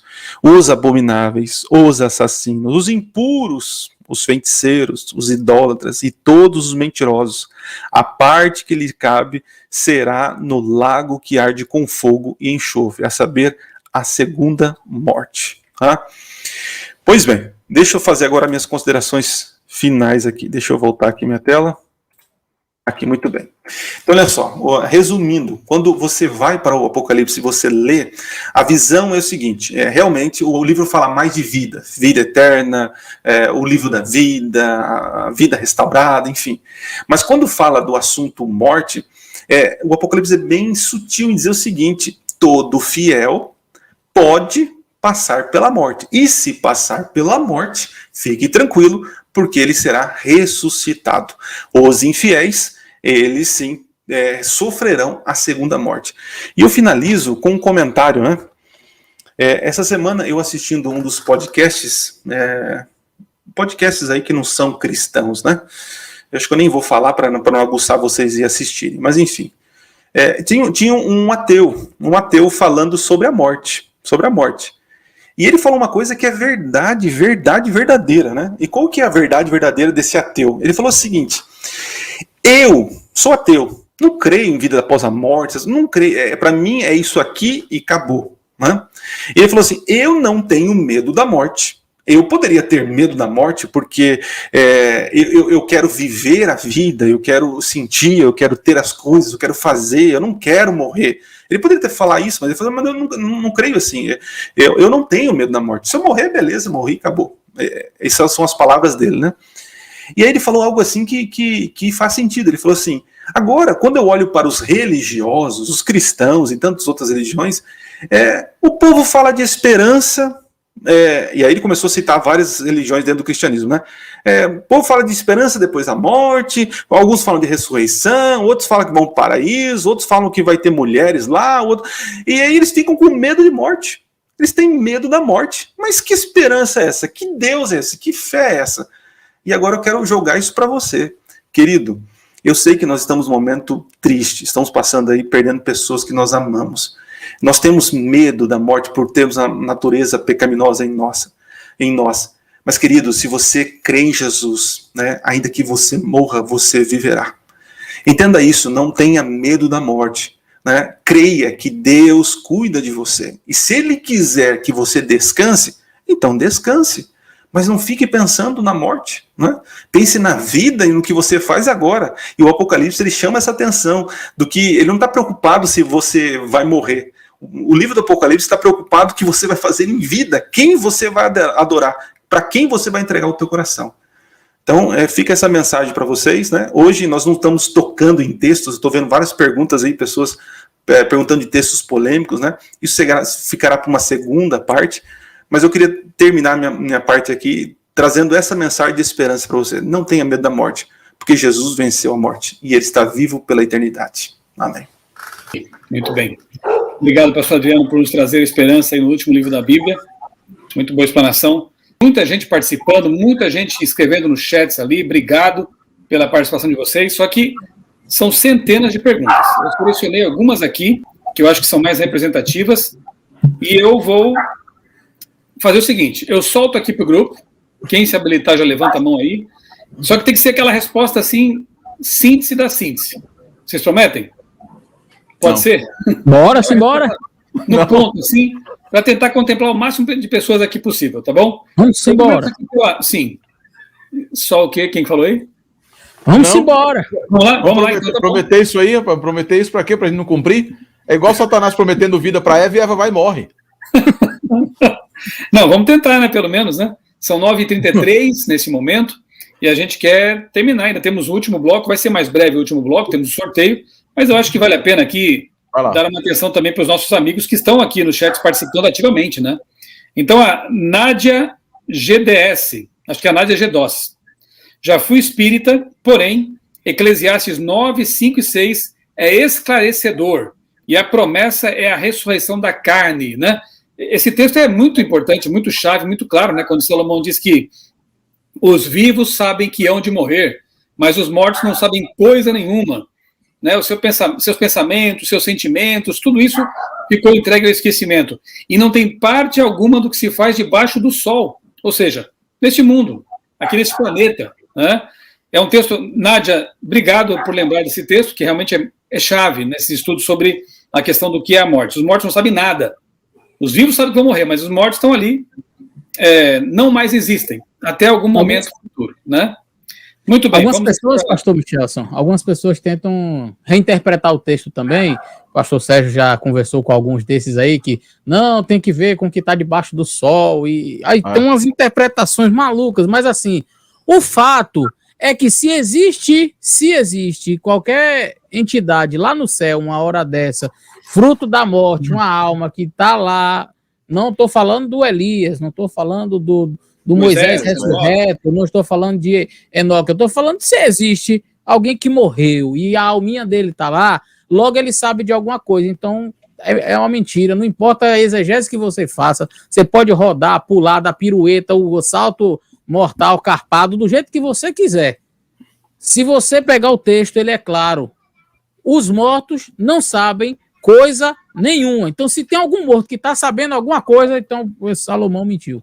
Se ele não sabe nada do que está debaixo do sol, então já quebra também a doutrina espírita, quebra tudo, porque supostamente você tem aqui uma comunicação. Eu me recordo uma certa feita, conversando com uma... Eu falei, né, eu li um monte dessas coisas assim, eu li o livro dos médiuns, um livro dos espíritos, né? E aí um deles fala, e é uma coisa interessante que diz lá, ele diz assim, né, no livro dos espíritos, quando ele fala a respeito do livro dos médiuns, na verdade, ele fala que há comunicação entre a Terra, o mundo espiritual e etc. Só que no livro dos espíritos, ele diz que os espíritos que se comunicam com a Terra são espíritos com perispírito muito baixo, ainda preso à Terra, e em geral são espíritos mentirosos. E aí é uma grande pergunta que eu fiz para um amigo meu, que era espírito, que eu perguntei assim, como é que você pode acreditar em uma mensagem que vem dos espíritos se o próprio espírito diz que quem dá esse tipo de mensagem é espírito baixo e mentiroso? Né? Não dá, não tem condições. Por quê? Se ele não sabe nada do que está embaixo do sol, vamos supor que seja só debaixo do sol, mas ele sabe coisas espirituais, ele não sabe nada do que está acontecendo aqui. Se o texto fosse só isso, ele não saberia nada do que está acontecendo, então não te serve. Não serve para nada. Vai falar o quê? O que me serve você falar? Aí é por isso que o texto de Isaías 8, ele fala que você não deve consultar os mortos. Porque se os mortos não sabem absolutamente nada, também não serve. Se eles sabem de muitas outras coisas, há Deus que sabe. Então é inútil, desnecessário. E é completamente desnecessário isso daí. O texto é muito claro. O texto é muito claro. Muito claro. E esse negócio, engraçado que assim, para reinterpretar esse texto, é assim, não sabe nada do que tem embaixo do sol. Aí Aí você vai continuando a conversa lá na frente, ele cita a parábola do Rico e Lázaro, que na próxima live a gente vai discorrer. Aí agora ele não só sabe tudo embaixo do sol, como ele vai até o inferno, conversa com o Lázaro, pede para botar água aqui na boca. Aí a gente diz, olha, meu amigo, mas a gente não constrói uma teologia em cima de uma parábola e tal. Não, mas a parábola aqui... Então, peraí, então vamos voltar cá para Eclesiastes. Então ele sabe? Não, ele não sabe. Aqui é embaixo do sol. Peraí, decida, irmão.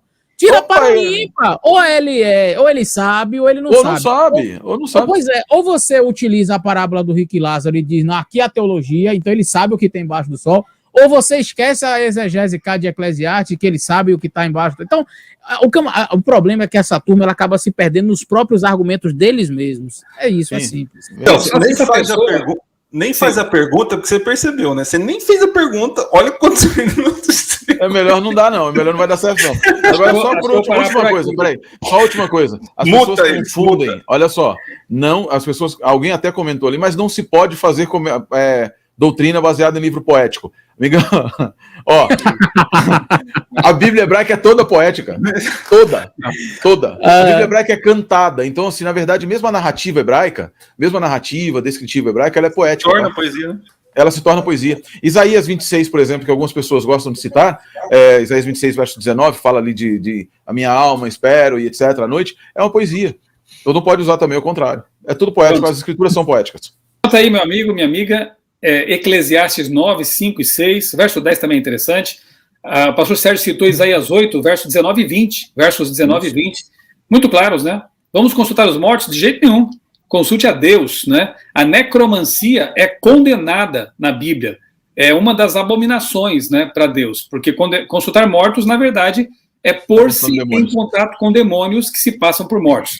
Reencarnação, espiritualismo, essas passagens aí aparentemente capciosas, não perca a próxima live. Mais uma pergunta? Vamos lá. Flávio Ferreira Alexandre diz assim, ó: eu fui católico até os 12 anos e nas missas sempre ouvia falar no momento da Eucaristia sobre os mortos estarem aguardando a ressurreição. Eu ficava confuso, pois ouvia também sobre a alma imortal. Eu fui católico até os 18 anos, né? Eu cheguei a passar pelo seminário um tempinho lá, tinha vontade de ser padre. Um dia eu vou contar essa história aqui com o nosso querido amigo Matheus Amaral, que também quase foi padre. Então nós estamos preparando aí uma live bem interessante, um bate-papo aí contando nossas experiências, como é que foi que a gente passou por lá e depois acabou saindo de lá também. Muito bem. E, Flávio, é bem isso mesmo, né? Infelizmente é uma contradição, né? Ou então você pensar assim, que quando morre vai para o inferno, vai para o céu, aí Jesus vem e traz o galardão. Mas como assim trazer a recompensa se o camarada já foi recompensado quando morreu, né? Então fica uma coisa muito contraditória, mas na próxima live a gente volta. Mara Music. Minha pergunta. O que o autor...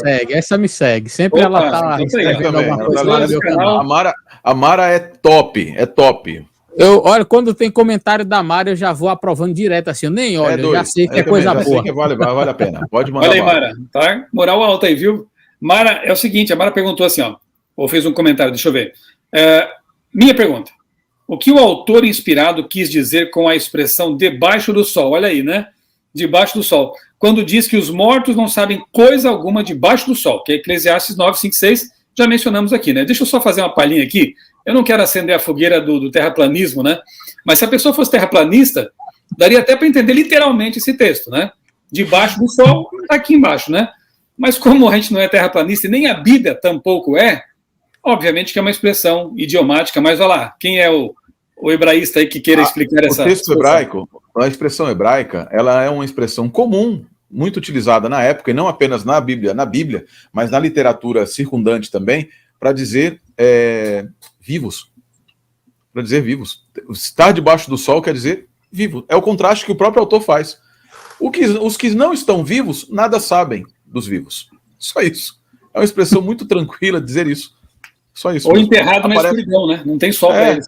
É assim, a ideia, você vai encontrar em textos fúnebres, dizendo que assim, o sol não mais brilhará sobre aquele que aqui está enterrado. Sim.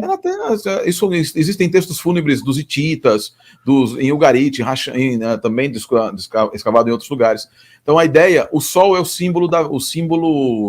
utilizado como um símbolo da vida. Brilhar quer dizer ver. Você pode ver. Lembra que Jó fala assim, ainda com os meus olhos eu verei a Deus, ainda que eu morra, com os meus olhos verei, simbolizando a ressurreição. Ser ressuscitado é enxergar novamente o sol, é enxergar novamente o sol, enxergar novamente a luz. Então essa ideia é bem simples, significa, Mara, significa estar vivo. Os mortos nada sabem dos que estão vivos, porque eles não estão vivos. Simples assim. Vamos lá, Elisângela Silva. Amo de paixão esses 4 irmãos em Cristo maravilhosos que dignamente dividem esses conhecimentos incríveis. Elisângela, aqui de Brasília, Distrito Federal, Águas Claras. Obrigado, Elisângela, pela simpatia, né, pelas palavras aí de apreço ao nosso trabalho. Que Deus abençoe também grandemente você e sua vida. E. Silva, não sei o que é o E, né? Mas E. Silva. O morto vai para o seio de Abraão. Me explica isso, por favor. Vamos deixar para a próxima live, então? A gente vai falar sobre isso aqui, a parábola do Rico e Lázaro, né? Vou fazer só uma pergunta, então, Excelência. Deixa eu só fazer uma pergunta. Não, pela Ilson Silva, é ele. Deixa não. Deixa eu fazer uma pergunta só para a semana que vem. Só. Deixa não. A pergunta para essa pergunta aí. A pergunta é, os mortos vão para o seio de Abraão. Para onde iam os mortos antes de Abraão nascer? Fica aí para a semana que vem. Michel, tem uma pergunta interessante, né? Quem mais crê da mesma maneira que nós cremos no som da morte? Quem mais do cristianismo? Achei interessante essa pergunta, né? Eu conheço um pouco dos TJs, né? Eles também compactuam com essa ideia de descanso, de sono. A escatologia, da ressurreição, aí é outra coisa, mas na questão da morte, eles são bem parecidos, né? Grandes eruditos hoje têm abandonado a crença da imortalidade da alma. Então, por exemplo, no Brasil você tem o Ed Renekiewicz, pastor da Igreja Batista, que deixou... É Batista ele, né? Acho que é Batista. Sim. Que deixou. Você tem fora do Brasil, você tinha o Russell Shedd também, que tinha uma doutrina, mas ele não cria também na imortalidade. John Stott também não estava, ele estava quase lá. John Stott não crê na imortalidade da alma. Tem o Edward Fudge, que também não crê. Oscar Kuhlman, George Mendenhall. George Led, ele era ambíguo. Era ambíguo. William Hendrickson. O Hendrickson, ele é, assim, na verdade, como ele é editor de um comentário, o comentário do Novo Testamento, aquele do Hendrickson, na verdade a gente não dá para saber se é ele ou se é o autor do comentário que não crê. Agora você tem aqui o Robayashi. Coisa ali interessante. É que existe uma outra coisa assim, muitos eruditos, e aqui eu tenho lidado muito com... Tem muitos eruditos que eles falam, olha, a Bíblia não mostra, mas eu creio assim mesmo. A Bíblia não mostra. Então, na verdade, eles adotaram uma posição dogmática. Quando o erudito ele é firme no seu pensamento bíblico, ele diz assim, a Bíblia não crê, eu não creio. A Bíblia não ensina, eu não creio. Acabou. Então você vai ter vários teólogos, uma grande parcela... Eu sou desse tipo aí. Eu só não sou erudito, mas eu sou desse tipo aí também. Mas assim, a grande parcela dos grandes estudiosos hoje não creem. Existe um site chamado Rethinking Hell, Repensando o Inferno. Esse Rethinking Hell, ele mostra vários estudiosos, muitos estudiosos, listam os nomes e a literatura deles, demonstrando que há um decidido e marcado abandono dessa crença. Eu vou dizer aqui algo que eu não disse uma certa feita, as pessoas me criticaram, e com razão. Eu errei nesse dia, não ter dito. Dessa crença satânica, infernal e crença afastadora de Deus, que é a imortalidade da alma. Tá? Heresia. Ela realmente é herética. Então, assim, olha só. Deem uma olhadinha nesse site. E tem um rapaz, ele acho que é presbiteriano, se não me engano, que é o Lucas Banzoli, o Banzoli. Ele tem um site em português também, que fala, e ele tem argumentos excelentes, um livro muito bom, que ele mostra o seguinte, que os pais da igreja não criam na imortalidade da alma. Uou, isso é legal, cara. Muito bom mesmo, muito bom. Então, assim, procurem fazer um vídeo sobre isso aí, ó. Imortalidade da alma nos pais da igreja. Assim, o Banzoli, ele tem um estudo muito, muito, muito profundo a esse respeito, mostrando que a grande maioria dos pais não cria na imortalidade da alma. Assim como eu tenho brigado dizendo que, embora as pessoas creiam, e é a parábola do rico e Lázaro, só uma palhinha, sabe quando na literatura judaica aparece pela primeira vez seio de Abraão se referindo ao lugar dos mortos? 4º século depois de Cristo. Antes disso, nenhuma. Só isso. Bom? Vamos lá, vai lá, Michel. Antes disso, os mortos ficavam desabrigados. Então é importante... Não tinha corpo e não tinha lugar para ficar, coitados. Então, que dó. Então, é importante mencionar isso, porque algumas pessoas falam, isso é ideia de adventista, isso é pregação adventista, sábado, mortalidade, né, da alma. Coisa de Ellen White. Coisa de Ellen White, né? Então, é bom saber que os pais da igreja, reformadores, outros irmãos, né, de outras denominações cristãs, têm pensamento semelhante, né? Então, ou até igual, e é bíblico, simplesmente é bíblico, né? Nosso sítio Ângela, o perfil está assim: boa noite, gostaria que os pastores explicassem o contexto que Cristo, quando está para morrer na cruz, ele diz, Pai, recebe o meu espírito. Se somos uma alma vivente, como posso interpretar essa passagem? Pai, recebe o meu fôlego. Olha aí que legal. É recebe dentro daquilo que eu falei. Olha, Pai, recebe meu espírito. Aí ele chega no terceiro dia depois da ressurreição, Maria vai tocar nele e dizer, ei, ainda não fui ao Pai.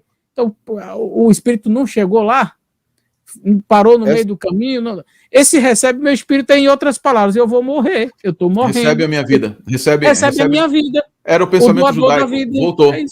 Volta para o senhor. Gente, aí tem que tomar... E aí nós vamos entrar num outro momento. Talvez, as pessoas estão dizendo aqui, gente, que talvez nós tenhamos que ter a terceira parte. E eu também acho que a gente não vai conseguir falar do seio de Abraão, da parábola do rico e Lázaro, do que é o inferno eterno, o verme, o fogo que nunca se apaga. Não, isso que a gente está falando agora, na próxima live vai ser só uma.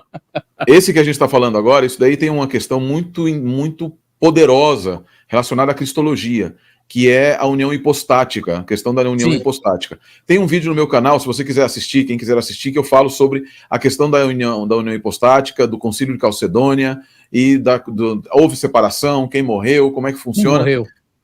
Se morreu a divindade, etc., o Concílio de Calcedônia, houve separação. Então, uma das coisas que eu acredito que você já deve ter percebido aqui nessas lives, e se você acompanha os 4 canais também, já deve ter percebido no meu canal, eu falo isso diretamente. Eu não estou nem aí para os concílios da igreja. Não estou nem aí para os concílios ecumênicos. O que me interessa é a Bíblia. Se a Bíblia, vou citar aquilo, não me importam que digam milhares de concílios se os concílios estiverem contrários à Bíblia. Então, se o concílio definiu lá que a união hipostática não pode ser desfeita, então que Jesus precisa de uma alma imortal para permanecer, está errado, é herético e foram coisas feitas por Satanás. Acabou. As escrituras não falam disso, mas a gente vai entrar numa dessa daí também, então já prepara a 5ª live que a gente vai ter que fazer depois sobre imortalidade da alma, que eu acho que vai ficar um mês falando disso. Já tem gente aqui, por favor, terceira parte. Bom, a gente vai tentar, né? Daqui a 15 dias a gente vem com a segunda e se não der tempo, vamos para a terceira. O importante é ficar bem claro o assunto, né? O importante é que ninguém saia daqui com dúvidas e todos creiam realmente que Jesus Cristo é vida só deriva de Deus, nós só temos imortalidade, mas ela é condicional quando Cristo nos conceder. Aliás, 1 Coríntios capítulo 15, né? Leia com atenção esse capítulo, né? Exato. Ali Paulo diz que isto que é mortal, isto aqui, é mortal, vai se revestir de imortalidade. Isto que é corruptível vai se revestir de incorruptibilidade, porque este sangue e esta carne não podem herdar o reino dos céus. É muito claro. Se eu preciso me revestir um dia, ser revestido um dia de imortalidade, logo eu sou mortal. Então esse assunto tem que ficar muito claro em nossa compreensão, para que nós não abracemos a mentira satânica original, né? Vocês não vão morrer coisa nenhuma, que hoje é apresentada sob vários pratos, de acordo com o paladar de cada pessoa, né? Você tem parapsicologia, você tem transmigração, você tem reencarnação, você tem céu e inferno imediatos e por aí vai, né? Na próxima live, a gente vai ter, então, aí uma tentativa de começar a lidar com essas questões, ok? Mas hoje ainda estamos colocando aí o fundamento, a base bíblica mesmo. Outra pergunta aqui do José Nunes. Boa noite, pessoal. Vocês poderiam depois, pode ser agora mesmo, né? Falar sobre a passagem que diz, podem matar o corpo e não a alma? Pode, Mateus 10, 28. É um dos textos que nós vamos falar depois. Mas esse texto é interessante, porque o verso anteriormente ele diz assim... na verdade, logo depois ele diz assim, mas antes temei a Deus, que pode fazer perecer a alma também. Então a alma morre. Já começa por aí. Porque no senso comum, as pessoas morrem e Satanás está lá atormentando no inferno, né? Então, E o que nós temos que ter temor é realmente aquele que tem o direito da vida, né? Que é Deus, né? É Deus que vai mandar as pessoas para o inferno, né?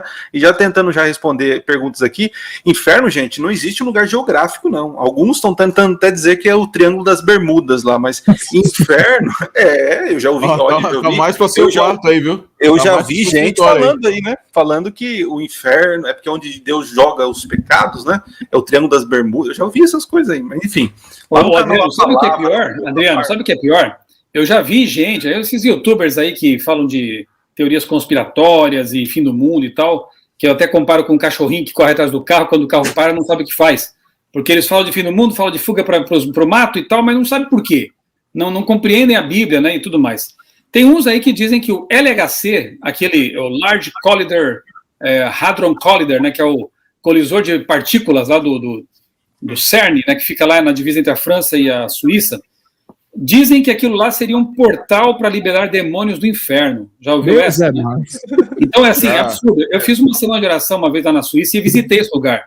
É o maior laboratório de física do mundo. Foi lá no inferno, cara. Tá vendo? Fala de mim da parapsicologia, ele foi lá no portal do inferno aí. Essa live eu já sabia que não era o inferno, né? Então eu já sabia que era um laboratório de física. E fui lá, fiz uma reportagem, tá no meu canal aí, procura lá, LHC, você vai encontrar uma reportagem que eu fiz lá, nesse laboratório tremendo, fantástico, né? Mas o pessoal inventa essas histórias, né? Que seria como se o ser humano tivesse até poder para liberar demônios lá do inferno, né? Então, mirabolâncias, né?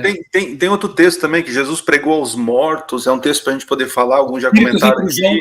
Né? Espíritos de prisão. Tem que fazer a listinha, tem muita coisa, viu? Tem. Você já está vendo que a próxima live...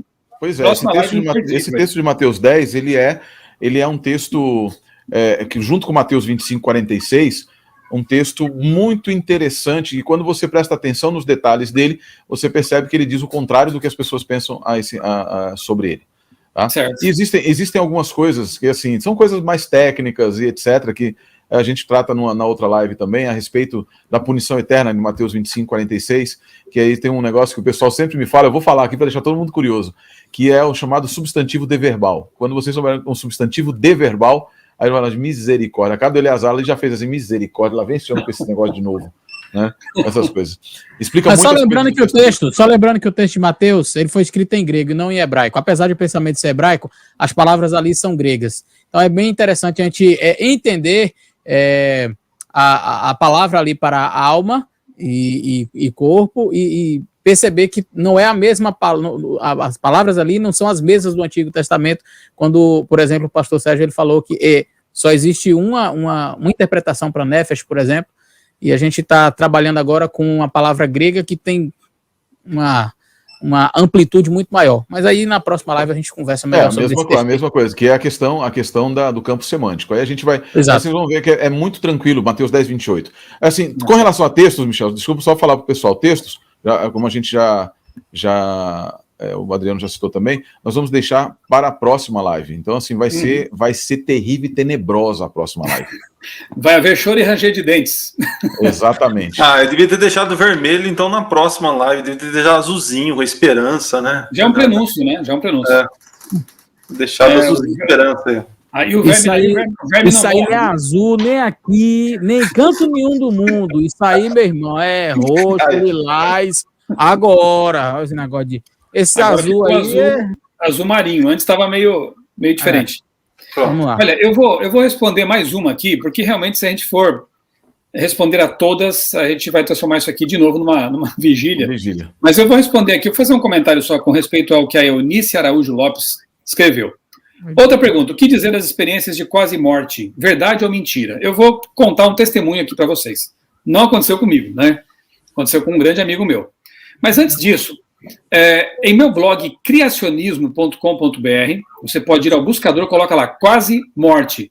Você vai encontrar ali pesquisas, alguns materiais científicos de experimentos feitos com pessoas que passaram por essa experiência de quase morte, no limite ali, né? E já está demonstrado que a baixa oxigenação cerebral, ela produz realmente delírios, né? Algumas ditas visões ou coisa parecida. Geralmente as pessoas que voltam dessas experiências de baixa oxigenação, de quase morte, elas contam que viram um corredor de luz e tal, coisas assim, né?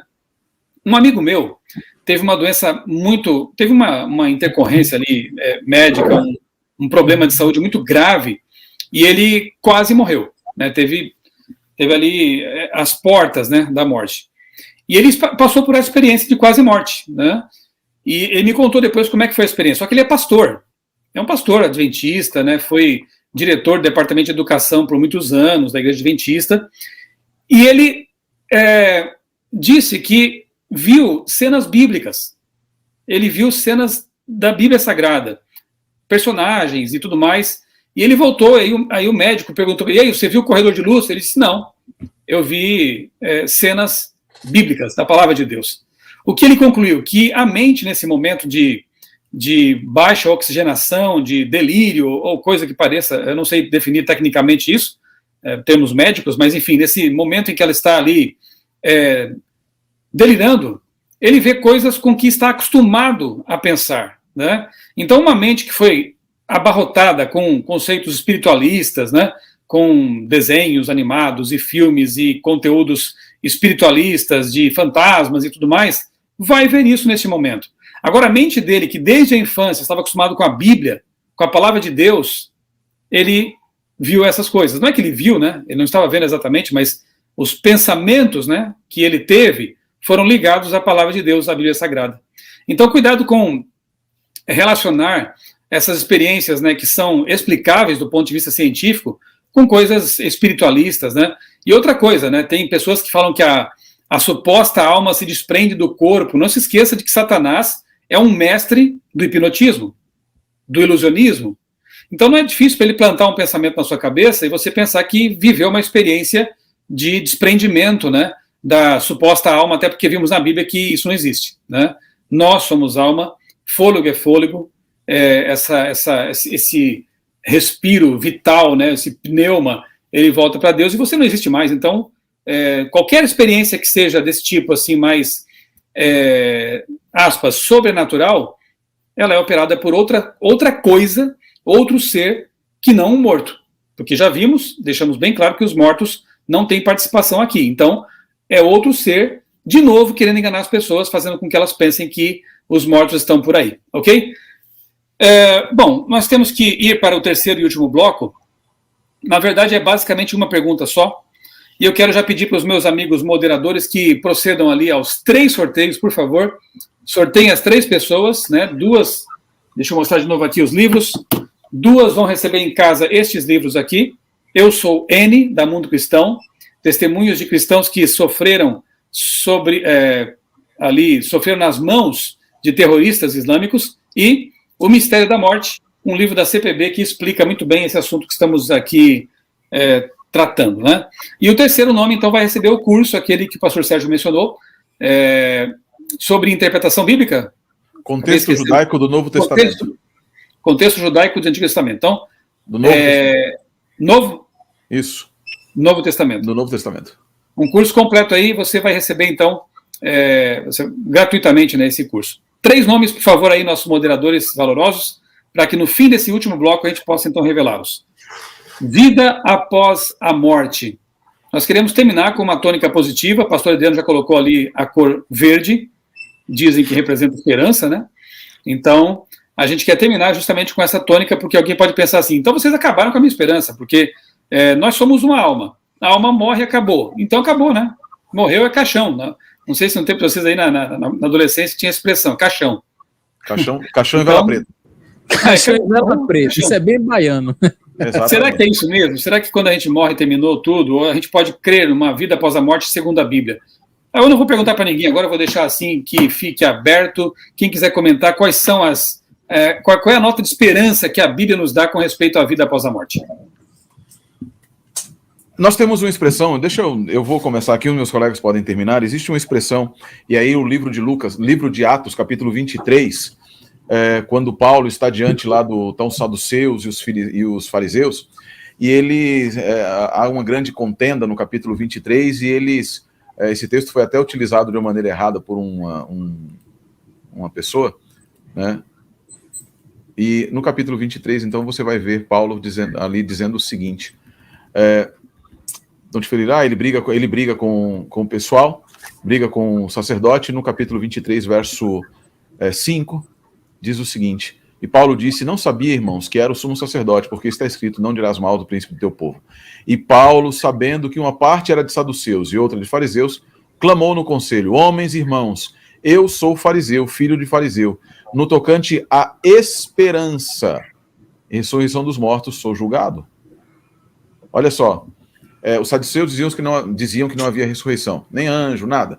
Mas os fariseus reconheciam uma e outra coisa. Aqui são duas coisas que eles reconheciam. Existe um conceito judaico, um conceito que é bíblico, que é chamado Hatikva. O hino de Israel se chama Hatikva, a esperança, a esperança. E o que moveu Israel em todos os momentos? A tradição judaica diz que Abraão, quando foi lá no capítulo 22 de Gênesis para sacrificar Isaac, em seu interior, ele confiava no poder de Deus, que é Deus de vivos e não de mortos. Portanto, ele já tinha a noção da ressurreição. O capítulo... E por isso, depois de 3 dias, e aí tem uma tradição judaica que diz assim: as boas coisas acontecem ao final de 3 dias, porque o texto diz que eles caminharam um caminho de 3 dias até Moriá. E depois desses 3 dias, o filho voltou para Abraão. Abraão, na verdade, quando ele precisou entender que tinha que entregar o filho para Deus, para que o filho pudesse ser entregue de volta a ele. A esperança bíblica, a esperança real das Escrituras, e você vai ver no livro de Jó, e você vai ver no livro de Daniel, capítulo 12, nunca foi de imortalidade da alma. Capítulo 29 de Isaías diz assim: os seus mortos levantarão, os seus mortos ressuscitarão. Essa é a tikva. Se você pegar qualquer literatura farisaica, e aqui, livro que eu tenho muitos apologetas por aí que odeiam esse livro, Em Busca dos Fariseus Históricos, fala que os fariseus da época da época de Jesus não criam imortalidade da alma. Eles criam na ressurreição do corpo. Flávio Joséfo, aquele que não é lá essas coisas que todo mundo acha também não, mas ele dizia assim: os fariseus ensinam que há um poder na alma e que ela permanece. Mas a permanência não é porque ela é imortal naturalmente, como eu citei aqui do Padre Quevedo. É porque os justos levantarão. E os justos levantarão para serem julgados, e ao ser julgados, eles passarão, então, para o bom lugar, para o Olam Rabá. A esperança judaica, que é a esperança bíblica, ela sempre se centralizou na ressurreição. Deus não é Deus de mortos, Deus é Deus de vivos. E não é porque não existam mortos, é porque todo aquele que está com Deus está na presença da vida. Não existe morte na presença daquele que é vida. Por isso, na verdade, a grande punição da eterna é o afastamento eterno de Deus, que é a fonte da vida. Ninguém pode ter vida se não for por ele. E o mais importante, o mais fantástico, e o mais maravilhoso, é que essa esperança não se centraliza em filosofia, não se centraliza em sociologia, psicologia, nem numa imortalidade falsa e nem no oferecimento de demônios. Ela está centralizada no oferecimento de um Deus que tem a capacidade de se transformar em homem e morrer pelo ser humano para poder dar ao ser humano o caminho da vida. Essa é a esperança bíblica. Aqueles que são mortos, e aí nós temos na liturgia judaica, fizemos hoje aqui na minha casa, no Kabbalah de Shabbat, diz assim: bendito sejas tu, eterno, que ressuscitas os mortos. Essa é a esperança bíblica. É isso que o pastor Adriano falou lá de Apocalipse, o último livro da Bíblia, escrito no último livro, 22 vezes falando de vida. E se você pegar a Bíblia inteira, são milhares de vezes falando de vida, porque o objetivo da vida é que nós saiamos da Bíblia, é que nós saiamos da morte para a vida. É isso aí. Ótimo. O que mais, amigos? Que esperanças nos traz a Bíblia? Agora pensem também nas muitas pessoas, né, que infelizmente estão perdendo aí seus queridos, né, por causa dessa pandemia. Eu mesmo perdi meu pai faz 6 meses, realmente foi uma despedida triste, porém, como tivemos evidências de que meu pai aceitou Jesus antes de morrer, nós temos a esperança do reencontro. Então eu louvo a Deus por ter essa fé adventista, bíblica, que me faz ter a certeza absoluta de que um dia eu vou reencontrar meu pai, em breve, né? E aí será tudo diferente. Nós viveremos para sempre, para nunca mais nos separarmos.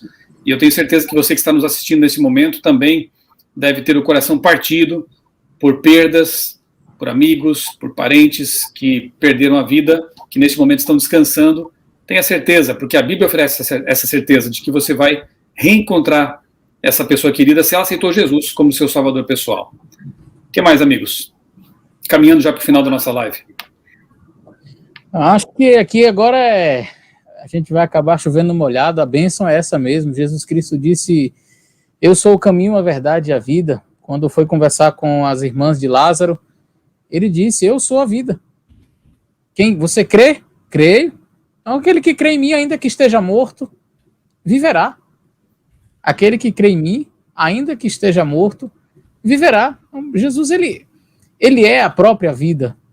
Jesus, ele não tem a vida, ele é a vida. Ele diz, eu sou o caminho, a verdade e a vida. A vida é uma pessoa, é a pessoa do Senhor Jesus Cristo.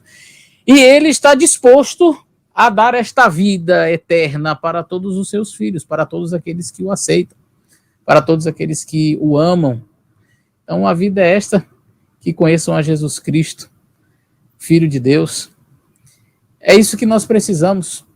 Aquele que crê em Jesus, ainda que morra, nós temos essa esperança. Nós não temos a esperança de... Jesus disse, aquele que crê em mim, ainda que morra, já está lá no céu. Aquele que crê em mim, ainda que morra, sua alma já subiu. Não. Aquele que crê em mim, ainda que morra, a esperança é o quê? Que já está lá? Não. É que um dia viverá. E aí Jesus perguntou para a irmã de Lázaro, e eu pergunto para você, crês tu nisso? Eu creio. Eu creio que Jesus é a vida e que quem crê nele, ainda que morra, um dia viverá. Ela até disse, Senhor, eu sei, mas é lá na ressurreição do último dia. Jesus fez um milagre ali na hora, mas ela não estava errada. Na ressurreição do último dia, aquele que crê em Cristo viverá. Você crê nisso? Eu creio nisso. Ok, pastor Adriano, antes do seu último comentário aí, olha que bonito isso aqui, ó. Ana Furtado disse, eu sou batista e aprendendo com vocês hoje, eu também não creio na imortalidade da alma. Estou quase uma adventista, e ela coloca ali uma risadinha, né? Ana, que Deus continue conduzindo a sua vida, né? Guiando seus passos e que você tome a decisão ao lado de Cristo sempre, ao lado da palavra de Deus, né? Pastor Adriano, as suas últimas palavras aí para a gente fazer aqui, revelar aqui o sorteado, já tem aqui os nomes, para a gente poder depois encerrar com uma oração. Meus 2 centavos, eu quero falar como um pai que perdeu já 7 filhos, né? Vocês verem essa cara de bobinho novinho aqui, né?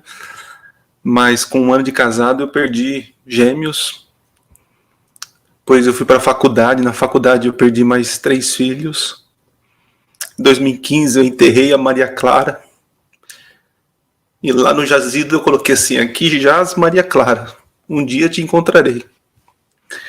Então assim, para você que está assistindo, que é ser humano como eu, que sente dor, a esperança que eu tenho é em Cristo, né? Que eu verei novamente a minha filha, que não pude abraçá-la, que ficou internada na UTI, e ela descansou, né?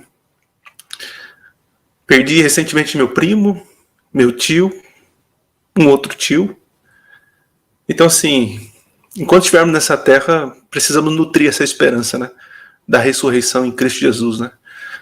Ainda que morra, se você crê em mim, viverá. Então, a esperança é em Cristo, né? Deixo aqui minhas palavras finais. Amém, amém. Vamos então para os nomes, né, dos nossos amigos que ganharam aí os livros e o curso que foi gentilmente doado aqui para a nossa live, né? Vai receber então um curso gratuito. Quantas lições aí, pastor Sérgio? 52 lições. O curso começa amanhã à noite. Serão todos os sábados à noite, via Zoom. Você que ganhar vai entrar em contato com o número que eu vou colocar ali no chat, tá bom? E você vai dizer que ganhou na live e você vai ter sua matrícula feita no curso 52. Eu vi ontem, eu vi a grade do curso, eu conheço o curso, e é um curso de aprofundamento e vai te dar uma visão fantástica a respeito do judaísmo, da Mishnah, vai entender o que é Midrash, o que é Haggadah, por que eu falo tanto dessas coisas também. vai entender o contexto judaico do Novo Testamento, vai entender que não existe apenas um judaísmo no Novo Testamento, vai entender Jesus no contexto do Novo Testamento, Paulo do judaísmo, Paulo no contexto do judaísmo, as discussões rabínicas, enfim, muita coisa. Que bom. Então, Érica Dazan, ou Dassan, me perdoe, eu não sei a pronúncia aqui do sobrenome, mas é Érica Dassan, com S. Você, então, foi a vencedora, ganhadora do curso. Eu vou deixar aqui já na tela um e-mail. Pode ser por aqui, né, pastor Sérgio? Pode mandar por aí. Aí eu vou mandar. Agora, eu vou colocar ali coloca na tela, Michel, eu vou te passar aqui o telefone, porque aí o pessoal entra em contato direto com o pessoal lá, com o Thiago Santana e com o Fabiano. Deixa eu só pegar aqui, que eles me mandaram. Então, vamos deixar por enquanto aqui o e-mail, porque esse vai ser e-mail para os ganhadores do livro também. Pode deixar. Aí depois a gente coloca o telefone unicamente para a Érica, né? Tá bom. Mas se a Érica quiser mandar também seu contato aí pelo e-mail decifradoresadv.gmail.com, esse é o e-mail por meio do qual você pode fazer contato com a gente e enviar seu endereço, o livro que você ganhou, coloca ali também. E então a Ana Furtado foi a vencedora, a ganhadora do livro, deixa eu pegar aqui, O Mistério da Morte, da CPB, tá bom? Ana Furtado, esse livro aqui é seu, você vai receber em casa, tá? Se tem uma coisa que eu gosto de fazer, claro que eu não posso ir toda sexta-feira ao correio, mas eu deixo acumular um pouco, às vezes demora para chegar por causa disso, né? Eu deixo acumular aí alguns livros, e aí vou ao correio. Esse é um momento para mim muito especial. Eu despacho aqui de Tatuí, São Paulo, interior de São Paulo. Eu vou lá, escrevo o nome de cada um, e quando vou ali para o correio para despachá-los, eu faço uma oração por vocês todos, tá? Pelas pessoas que estão ali no envelope. É um momento para mim muito especial, porque eu creio muito no poder da literatura. Eu sou um editor da CPB, né? Então eu sou um apaixonado por livros, por literatura. Eu sei como a obra adventista deve muito a esse ministério de página impressa, da literatura. Então, quando eu vou lá, eu me sinto meio John Andrews, meio Thiago White, né? Enviando literatura para as pessoas. Então, Ana Furtado, envia para nós aí um e-mail para o decifradoresadv@gmail.com, coloca ali seu nome completo, seu endereço, não esquece do CEP e diga que ganhou o livro O Mistério da Morte, para não confundir depois com outros livros, tá bom? O Mistério da Morte. E o livro da Mundo Cristão, Eu Sou N, com histórias de mártires modernos, vai para Elisângela Silva. Então, Elisângela, faça o mesmo que a Ana aí, coloque seu endereço, nome completo, diga, ganhei o livro Eu Sou N, e manda para a gente ali no decifradores@adv@gmail.com. Parabéns, esperamos que esses livros sejam uma bênção na vida de vocês.